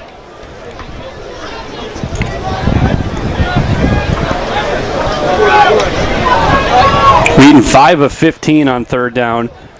Both teams 0 for 1 on fourth down. And so here comes motion from Lean outside in. This will be a give. Nope, ripping is McWilliams, knocked up into the air. He was looking for Lean on the slant. This is a defense that does a very nice job at the line of scrimmage and in the second level. That time was Jack Lucas who had the deflection on the first interception, getting his hands up, swatting it down. Yeah, on the replay here, timing was a bit off there because I think McWilliams thought that the read there was to give the ball to Smith. I think Smith thought he had it too, but Williams pulled it out at the very end. So I think timing was just a bit off there, and that's why the operation just didn't look quite like it should. Those are things you expect to see in the first game. Exactly. Scrimmage reps and practice reps are far different than game reps, and you've got a very quality defensive front on the other side. This is Will Smith, finds a hole, lowers a shoulder across the 45, carrying Jack Lucas to the 47-yard line, and that'll bring up 3rd and 6. Yeah, it's a great point, Rusty. I mean, when you're talking about, when I played here, you were in camps 4 times. You're playing against the same offense basically every single year. As a defensive player, it's a little easier to know what the offense is going to do. So this defense is naturally going to look really good, and the offense is going to struggle because, the offense doesn't know what the defense is going to do necessarily. You're playing against a different team for the first time in the season. So a little credit's due there, but, you just like to see them get going and get it rolling. Like they're capable of doing. I think Wheaton's going to be guilty of some bad clock math here. Though, looking at the coaches, the way they were looking at the scoreboard, I think they were at least initially factoring that they were going to be able to run out the clock on that quarter. Instead, they'll have to call a timeout here with 2 seconds left in the third quarter, leading 22-7. And is located near the concession stand here at McCully Stadium. So it'll be interesting to see as we go into the fourth quarter in a game that has really seemed to stretch for a long time, that as Wheaton continues to swing the hammer a little bit on this ground game, do things open up? Does the sheer number of plays just eventually wear on this Monmouth defense and Wheaton will break a big one? Yeah, I mean, we'll get the box score update here in a second, but with 6:09 left, you talked about 60 plays for Wheaton's offense. I mean, it's unbelievable to think about that as a defensive player, to be on the field for, at this point, 85 to 90 plays compared to your offense running 50, right? That's just you're just on the field too long. So 3rd and 6 here in what will be the final play of the third quarter, and Monmouth showing blitz up the middle. Torini goes in motion to the left. They bring 6. They will go into the flat to Torini, who is drilled at midfield by the freshman Castriconi. See, again, you talk about, and that's a great play right there, as you mentioned, by Mason Castriconi. But what he did right there, as you see the replay here, lays a great hit, gets up, steps over the top of him. For the sake of consistency. That's exactly what Patrick O'Connell did. And they're penalized. It's a fast game. It's an emotional game, right? That play needs to be penalized if Patrick O'Connell's is going to be penalized. Now, again, it's an emotional game as I get. And you know, Mason Castriconi, he deserved to have a little bit of his day right there. But at the end of the day, that's a penalty if you're going to call it on Patrick O'Connell. Absolutely. And I believe that has as much to do with location of where it took place as anything else. Pat O'Connell's was in the backfield right in front of the referee. Agreed. That's on the Monmouth side of the field and in space. So I believe that is just the way that occurred is going to not get flagged as often as it does in the middle of the field when it happens like Pat O'Connell did. Total yard advantage for Wheaton, 402 to 44 at the end of the third quarter. Well, again, and it's 43 plays for Monmouth to 67 for Wheaton. So, I mean, your Wheaton's offense, you have to take a lot of pride in the fact you've run 67 plays. High kick for Fedler, and Darius Smith going to backtrack to his own 11 or 12 to make that catch. And Monmouth has a player slow to get off the field. That's Connor Graff, the defensive back, moving very stiff as he almost waddles his way to the sideline. Yeah, you can see a knee brace on his left leg. But, you know, let's talk about that again. You know, we're talking about Wheaton not being able to necessarily get it going, quote unquote, but they've run 67 plays for 402 yards for a clip of 6 per play. I mean, you feel pretty good about that at the end of the day. So they start again from their own 12. They go shovel pass again, and it was just about the same play. That play worked the first time. Eric Stevenson all over it. Yeah, and that's going to take Monmouth to 20 carries for 5 total yards of offense. I mean, excuse me. A shovel pass is considered a pass. It's basically an option pass, but it is forward. But, I mean, you've run the ball 19 times for 3 yards, and you have a kid who has 3,000 yards rushing in his career. It's tough to get it going when you can't run the football, and that's your identity. 2nd and 7 here. It's 2 wide receivers. They will turn and give to Alec Connor. And again, it's Stevenson sticking his head right there in the running back, and that'll be a gain of a yard or 2. It'll put him in the positive yards rushing for the day, and it brings up 3rd and 5. Stevenson.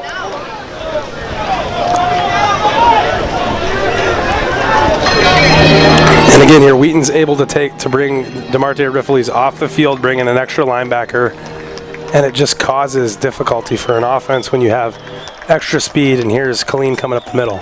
Yeah, Herbert showing blitz. Connor's going to move to the other side on 3rd and 5. Herbert does come on a twist, pushing the quarterback forward, and he's going to go down. And it is Dallas McCray who brings him down in the backfield. Yeah, what a play once again. I mean, Dallas McCray is a guy, if you're going to run a 3-down line set, he's about the perfect nose tackle that you can be. He's just got a little crazy in him, but he's a freak athletically. He comes from a pass rushing lineage, with his older brother Logan. But I mean, what a great play to bring in an extra rusher, take an offensive lineman off of Dallas. Pocket collapses, he's there to clean it up for a sack. Great play. And so punting from his end zone and into the wind now is Beal. Takes his time, a high kick, and boy, this is going to be similar to Fedler's punt. This is going to be very short. Will take a Monmouth bounce and make its way to the 43-yard line. But we critiqued Fedler a little bit, and you have to do the same for Beal. You've seen him with the rugby-style kick where you can drive it through the wind and let the bounce work. That's where he needs to make that happen. And you can't discount how heavily the wind is impacting the field down there. We don't feel it up here, obviously, but it is directly in his face. But that's the second time now where a seasoned kicker has punted the ball 35 yards for a net of 30. So, I mean, that's just not a good punt. Wheaton has to capitalize here, put points on the board, and make them pay for their mishap in the special teams. Taylor Graham sees something with the defense he likes, and in the meantime, I don't know if we had the chain set properly, it looks like, trying to get the clip down at the 40-yard line. So we will reset here with the play clock at 25. It's Jalen Goldsmith, the lone back, with Curtis McWilliams under center.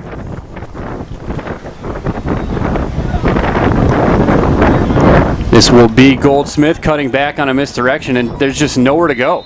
This defensive front has done such a nice job against the run for Monmouth.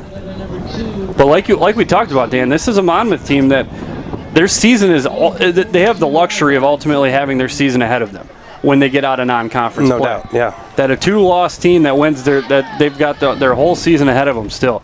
2nd and 8 from the 42 as McWilliams checks down to Goldsmith again, makes the catch inside the 40, has the first down, and pushed out of bounds. Jalen Goldsmith had a big touchdown earlier, and now another nice catch out of the backfield.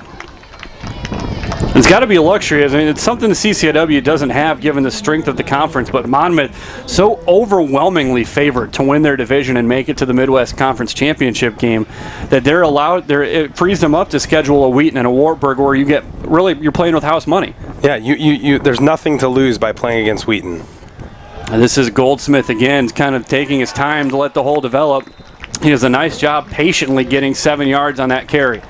You know, in years past, we've talked about it. You know, the CCIW, you don't really have that luxury very often to say, like, I can afford to lose a game in the preseason because, you know, you've got an absolute load in the CCIW when you have to play 7 games, you know, 3 of which have the ability to make the playoffs in any given year.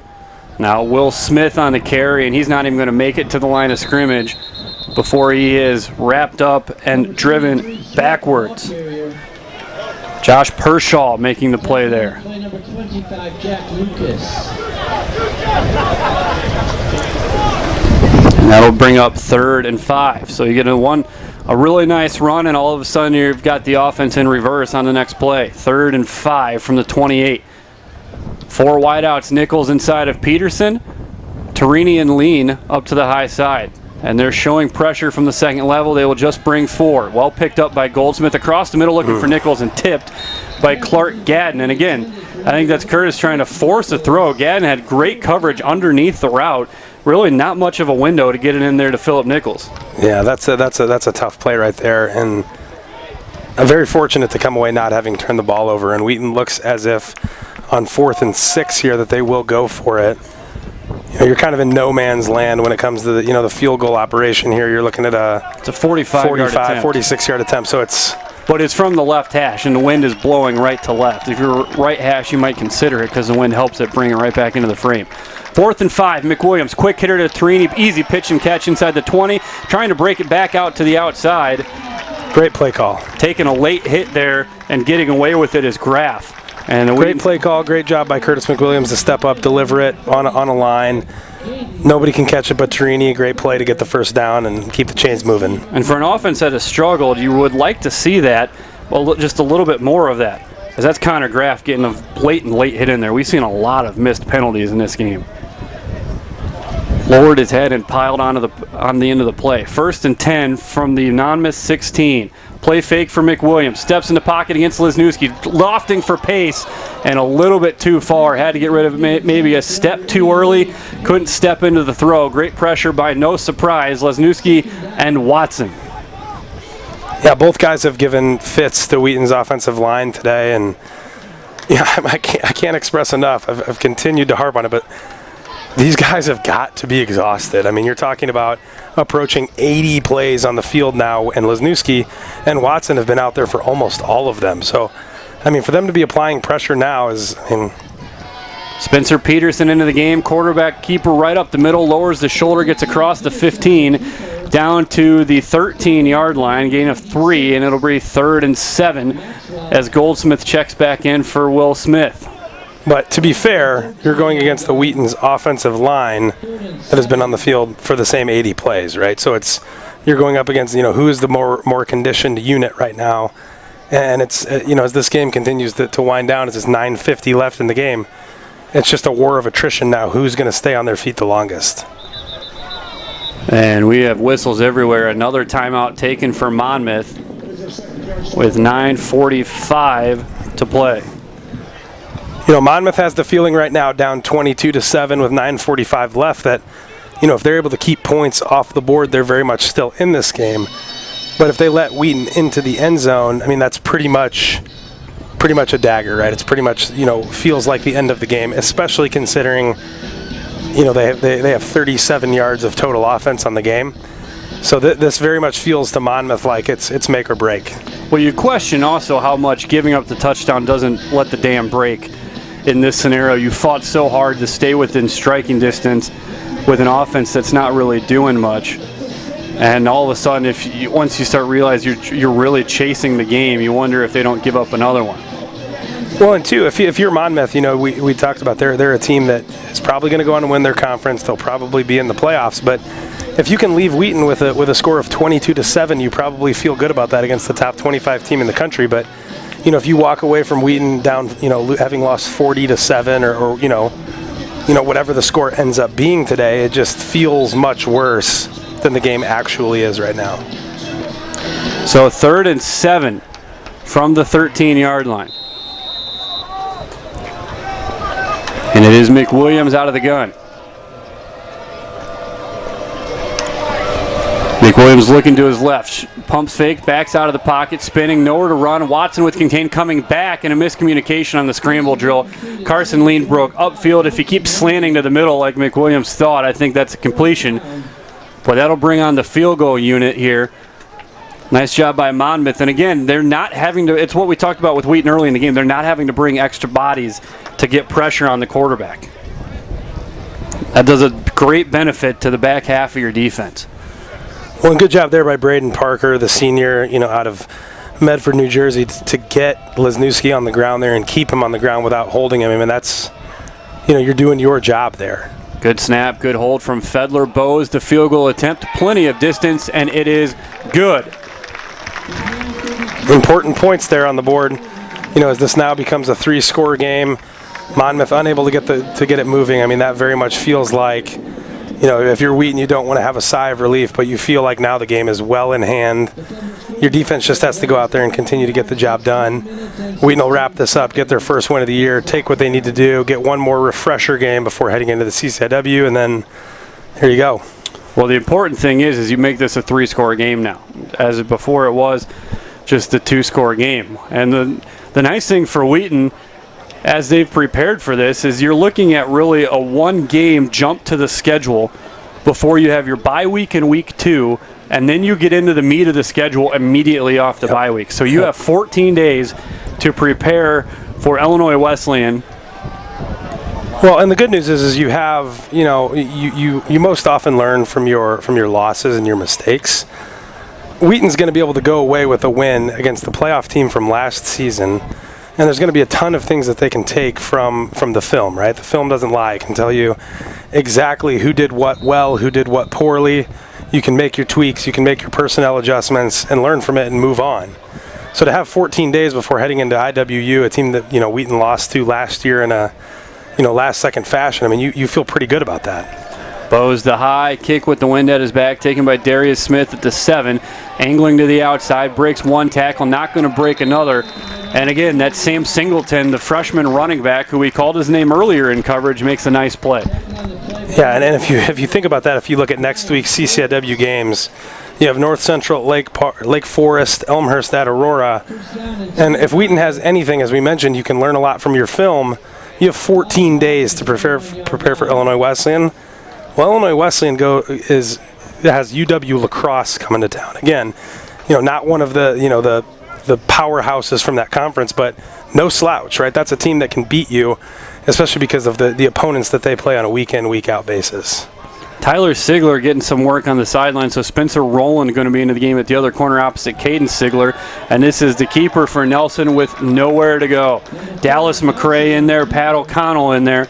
Those two have wreaked havoc on the backfield for Monmouth in much the same way that Watson and Lesniewski have when the Wheaton offense has been on the field. And I believe that's going to take Monmouth into negative rushing yards or put them right at 0 once again for the game. And to be in the fourth quarter, I mean, that's incredibly discouraging. Yeah, that's Jake Holliday correction on who was setting the edge. Now Nelson coming back, finds Jacoby Maxwell in the window. A nice ball throwing against his momentum there as he rolled to his right, but it'll be 3rd and 3. And you look at it in the context of this game, this has to be maybe the shortest third down they've had today. Yeah. I mean, you're thinking about that was one of their longer plays of the day, and it still brings them to 3rd and 4. I mean, that's, as you mentioned, they're just not able to get anything going, so credit to Wheaton's defense. 1 of 14 today on third down, Wildcat package, and they will go nowhere. The Wheaton defense, with only one guy in the backfield, there's not a whole lot of options. And so Wheaton just brought the house right up the middle. DeAndre Wright had nowhere to go. It didn't help that the snap was off, but that was blown up by McCray in the middle, and Stevenson was quickly in there to plug the hole. Just an absolutely stifling defensive performance by Wheaton today. I mean, Monmouth has gone nowhere today. I mean, you take away a 25-yard touchdown play in the first half, and you're looking at under 50 yards of total offense. And Beal rolling a long time here will finally get the kick away. Nice kick into the wind as Nichols calls for the fair catch and makes it at the 30-yard line, and a flag comes down as he is submarined as he makes the catch. That was Yancey Williams. Yeah, and I mean, there's no surprise. You know, you start to see that a lot when a team is down and they're beat. They're frustrated. You start to see those penalties start to creep in a little bit. And this is just one of those plays where you can't give away yardage. I mean, the game is well in hand at this point, but you just don't want to. You don't want to give Wheaton any opportunity to score again. So that'll add 15 yards from the catch at the 31-yard line. It's been a pretty disciplined game for both squads. That's just the third penalty of the day against Monmouth for only 25 yards. Wheaton only 5 penalties for 48 yards. So that's rare for the first game of the year to be that clean. Yeah, and we harped on that last year as Coach Swider talked about it several times in his Insider, where that's something you can't coach very well, right? It's difficult to coach discipline on the field, right? You can have a disciplined team, but in the speed of the moment, like, those things happen. But to be in your first game, as you mentioned, and have short yardage penalty, that's great. There's a great completion off play action to Carson Lean. Breaks free out to the outside, inside the 25, and down to the 22-yard line. I think Monmouth has the ball. They do. Wow. After a big gainer by Carson Lean, fumble, Monmouth recovers. They have the ball at their own 21-yard line. 17-yard line, as you know, the guy threw his tag a little farther upfield, but it's a great job to come back to the play, break out of a tackle of the freshman Castriconi, and then sure enough, helmet on ball. Yep, good good play. Lost it on the way down. Nice play, retreating there by Nick Myler. Just been that kind of day for Wheaton.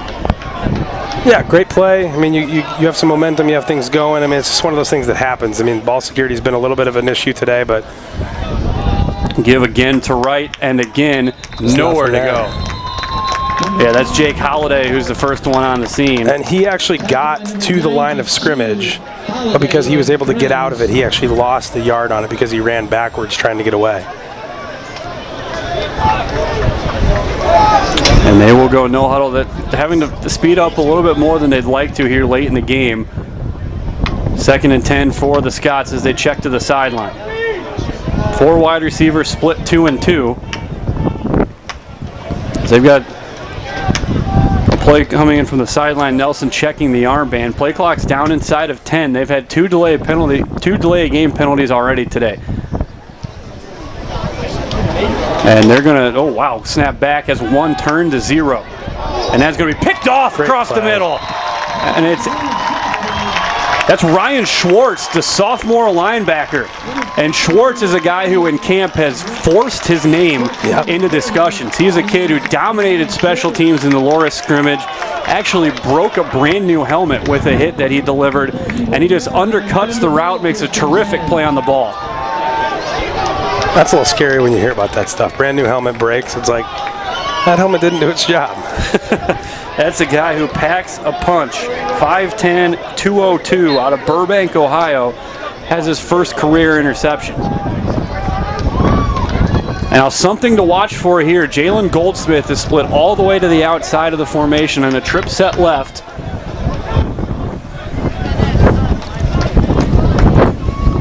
As McWilliams drops back, flushed out to the right by Lesniewski, going to the sideline and way too high for Torini.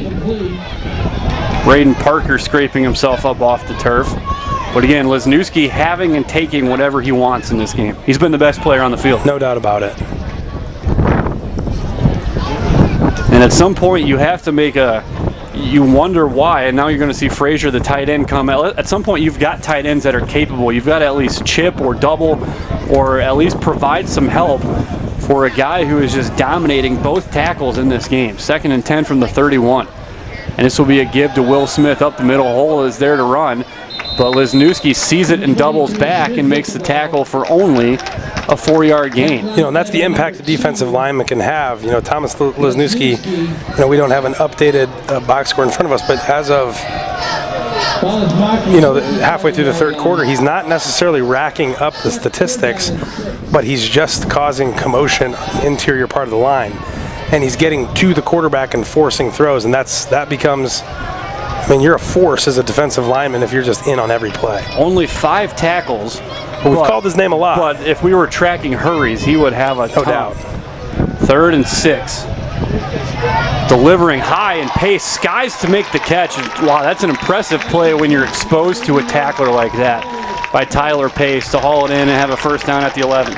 Well, again, and as you mentioned, when you've got Tyler Pace, who goes 6'5", 243 pounds, you feel like you can lose the ball up in the air a little bit more, but he's able to go up there, grab that ball, and has 2 guys on top of him right away, still able to secure it.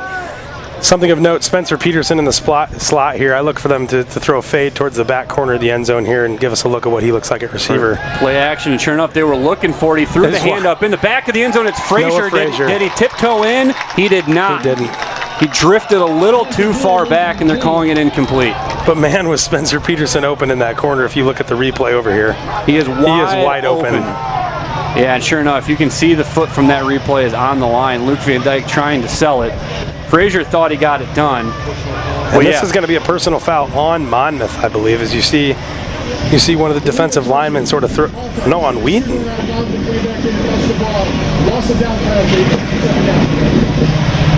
It's a loss down penalty, so I wonder if Frazier was lined up on the line. It's an illegal touching, I believe, is the call. So that's an alignment penalty on Noah Frazier, or actually probably the wide receiver for covering him.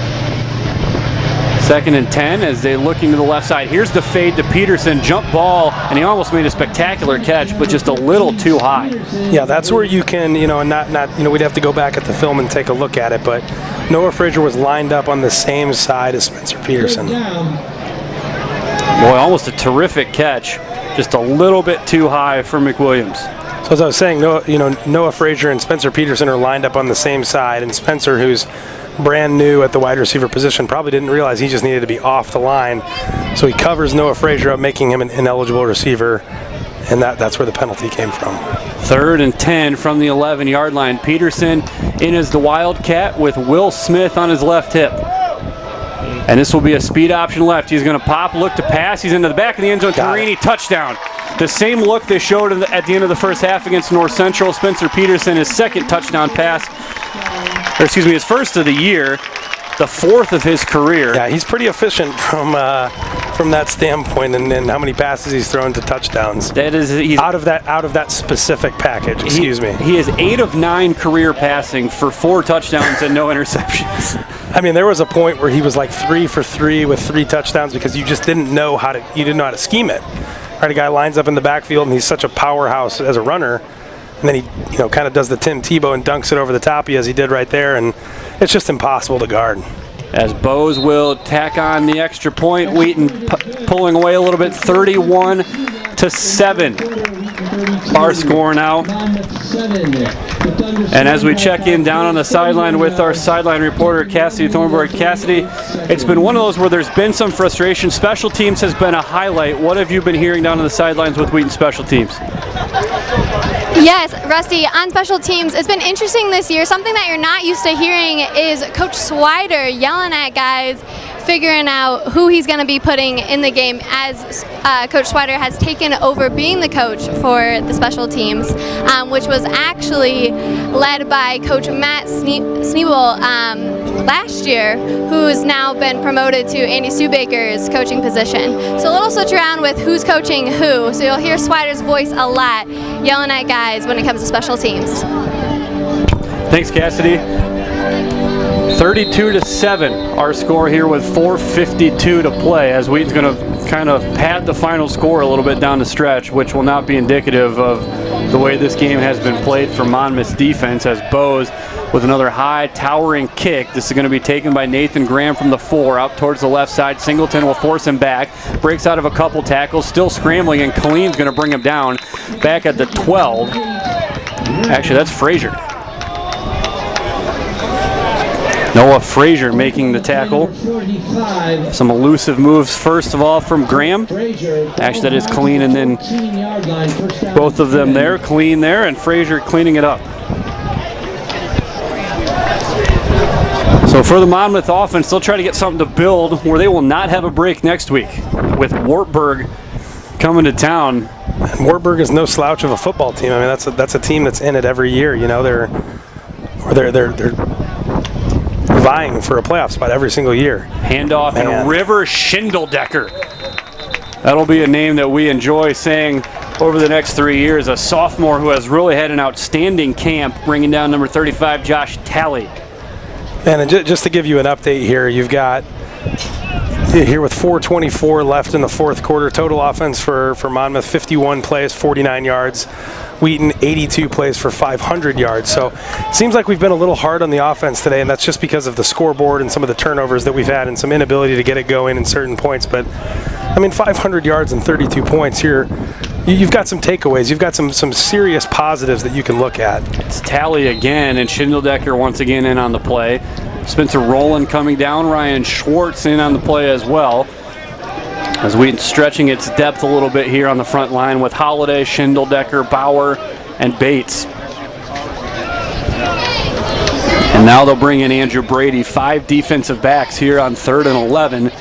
They'll go a 3-man front. And we heard Coach Swider talk about it. It's nice to have a personnel that you can have this fluctuation with, that you can go a 3-4 with 5 over the top if you want, or 3-3 with 5 over the top, and really change your look against an offense. Wheaton showing blitz, and now Herbert backs off, and he will drop into coverage. 3-man rush. Nelson rolling to his left, delivering into the flat. It's complete, well short of the sticks.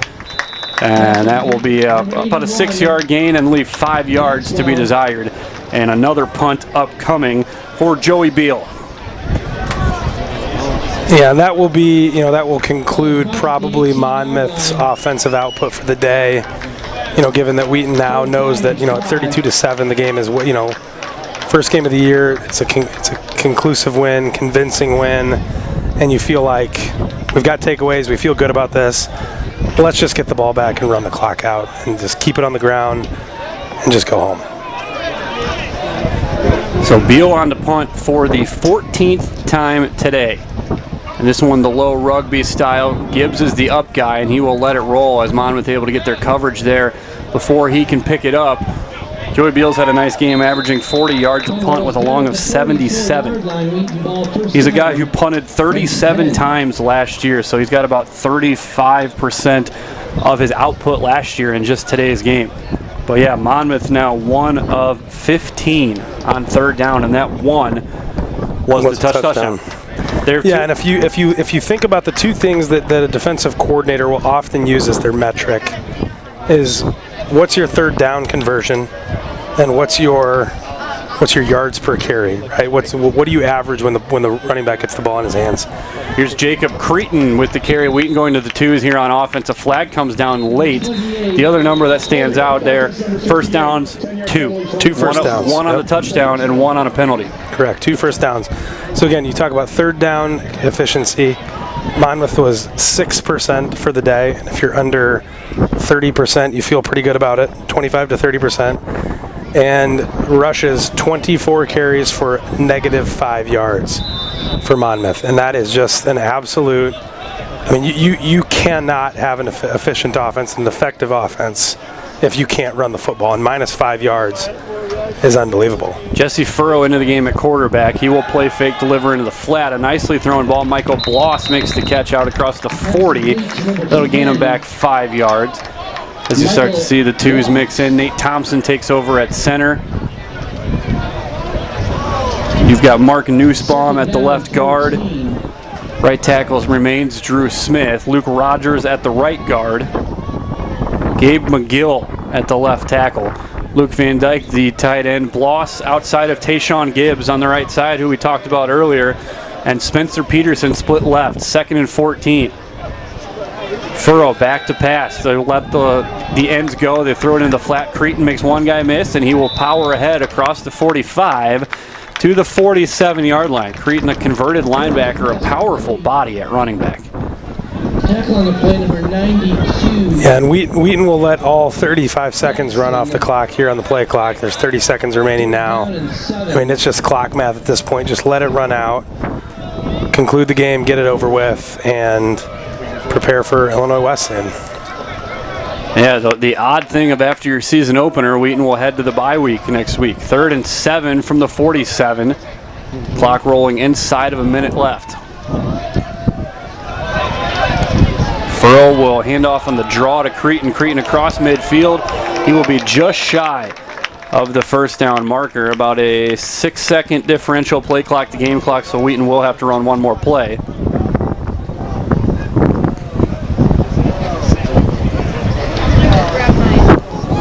Mike Swider doesn't seem to want to pull his off, even though he will bring the offense off the field. Taylor Graham standing by the official as though he's going to call the timeout. Yeah, he'll call a timeout right at the very end, and then if you're Wheaton, you might as well just take the delay of game. But it's 6 one way, half dozen the other, and either way there will be a punt, and that should bring the end of the game. Play clock at 1. He calls the timeout with 7 seconds left. 30-second charge, timeout in your hand. So Wheaton will end this thing with a 32-7 victory.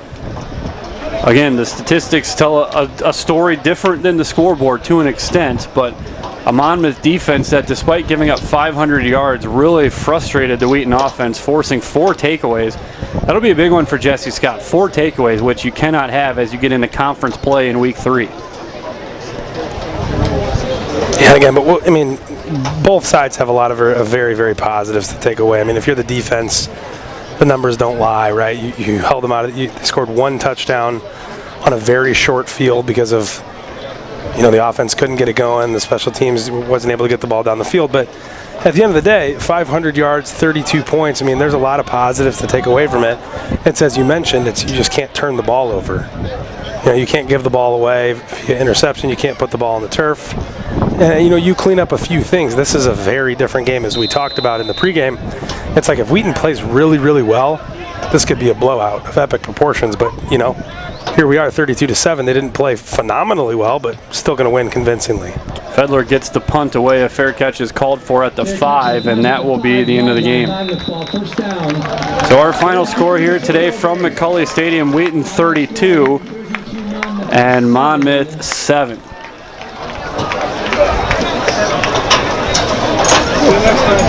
The next Thunder home game is Saturday the 22nd. So again, as you mentioned, it's you'd like to have your bye week a little bit later in the season, but Coach Swider alluded to it at the end of last year. Like, the last thing that they wanted was to have a bye week when they were on a roll. Right, when you get things going, you get things clicking, and you know who you are, and you're running the football well, you're throwing it well, you're stopping people on defense, like, why stop, right? So it's actually nice to be able to take a win like today against a formidable opponent, a playoff team from last year, perennial conference champion of their conference, and be able to say, okay, let's take the week, let's figure out who we're going to be, what we want to do, and let's run the table in the CCIW, go 8-0. The other thing is that anytime you get out of camp, there's some nicks and bruises and everything else. It's a great opportunity to have a fresh start going in to the conference season, as Dan will run us through the final statistics here. So for the day, total offense, Monmouth College had 54 plays for 54 yards of total offense. Wheaton ran 85 plays for 519 yards of total offense. Leading the way for Wheaton was Stone Watson with 15 carries for 89 yards, along of 20. Jalen Goldsmith kicked in 8 carries for 27 yards. Spencer Peterson had 3 carries for 16 yards. Curtis McWilliams, 22 of 41 for 3 touchdowns, 3 interceptions, and 363 yards of total offense. So pretty good day overall. Receiving, Adam Torini led the way with 7 catches for 105 yards and 2 touchdowns. Philip Nichols, 6 catches for 95 yards. Tyler Pace, 2 catches for 35 yards and a touchdown. And the big play of the day was Jalen Goldsmith, 2 catches, 59 yards, and 1 touchdown. Zach Fedler punted the ball 9 times for 304 yards, a 33.8 average, inside the 20-yard line 5 times.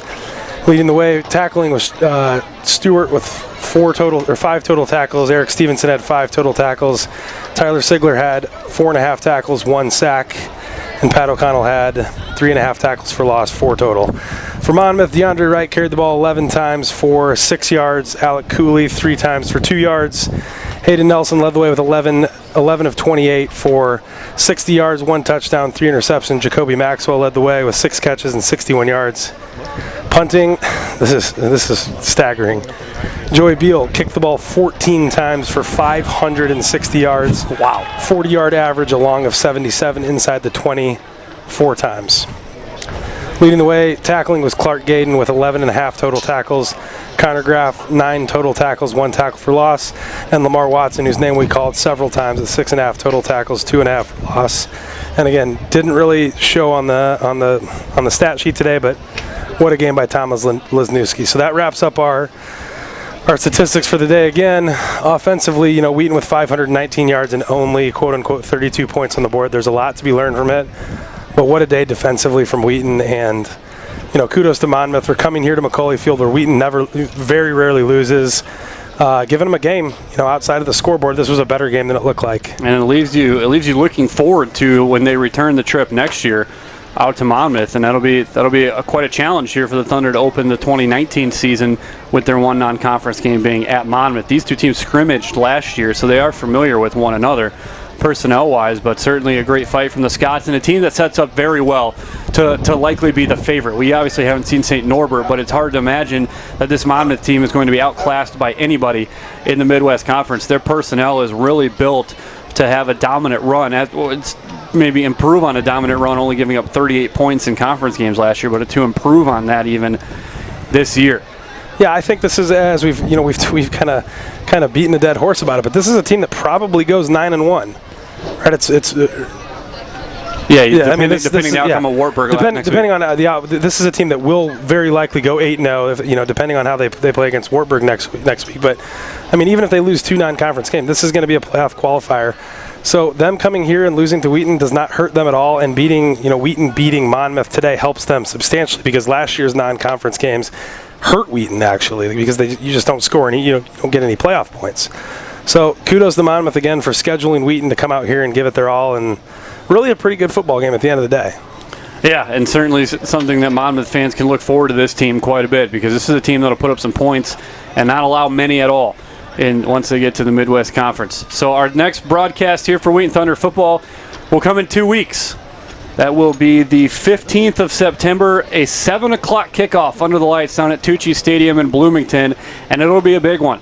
Wheaton's going to have to get themselves healthy and fix some things to get ready to go into the meat of their schedule with a swing through at Wesleyan, home for Milliken, at North Central. You're going to know where you stand immediately before you even get the midway point of the conference season. I can tell you this, that Wheaton will be ready for Illinois Wesleyan, considering what happened last year at Macaulay Field.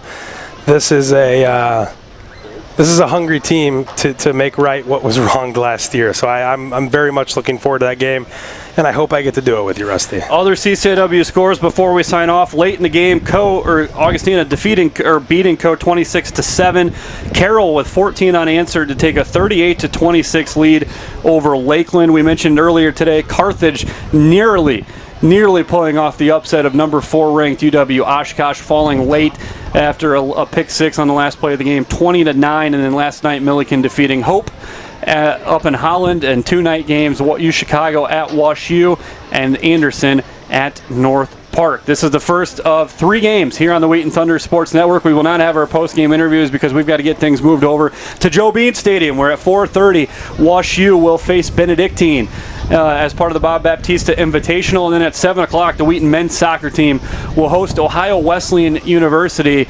Men's soccer defeating Benedictine 5-0 last night, trying to make it a 2-0 weekend here tonight at Joe Bean Stadium. We'll have all the action for you right here on the Wheaton Thunder Sports Network. For Tim March, Dan Studebaker, Cassidy Thornburg on the sideline, our excellent production crew with Sunrise Communications, I'm Rusty Lindsay. Thanks for tuning in here on WTSN.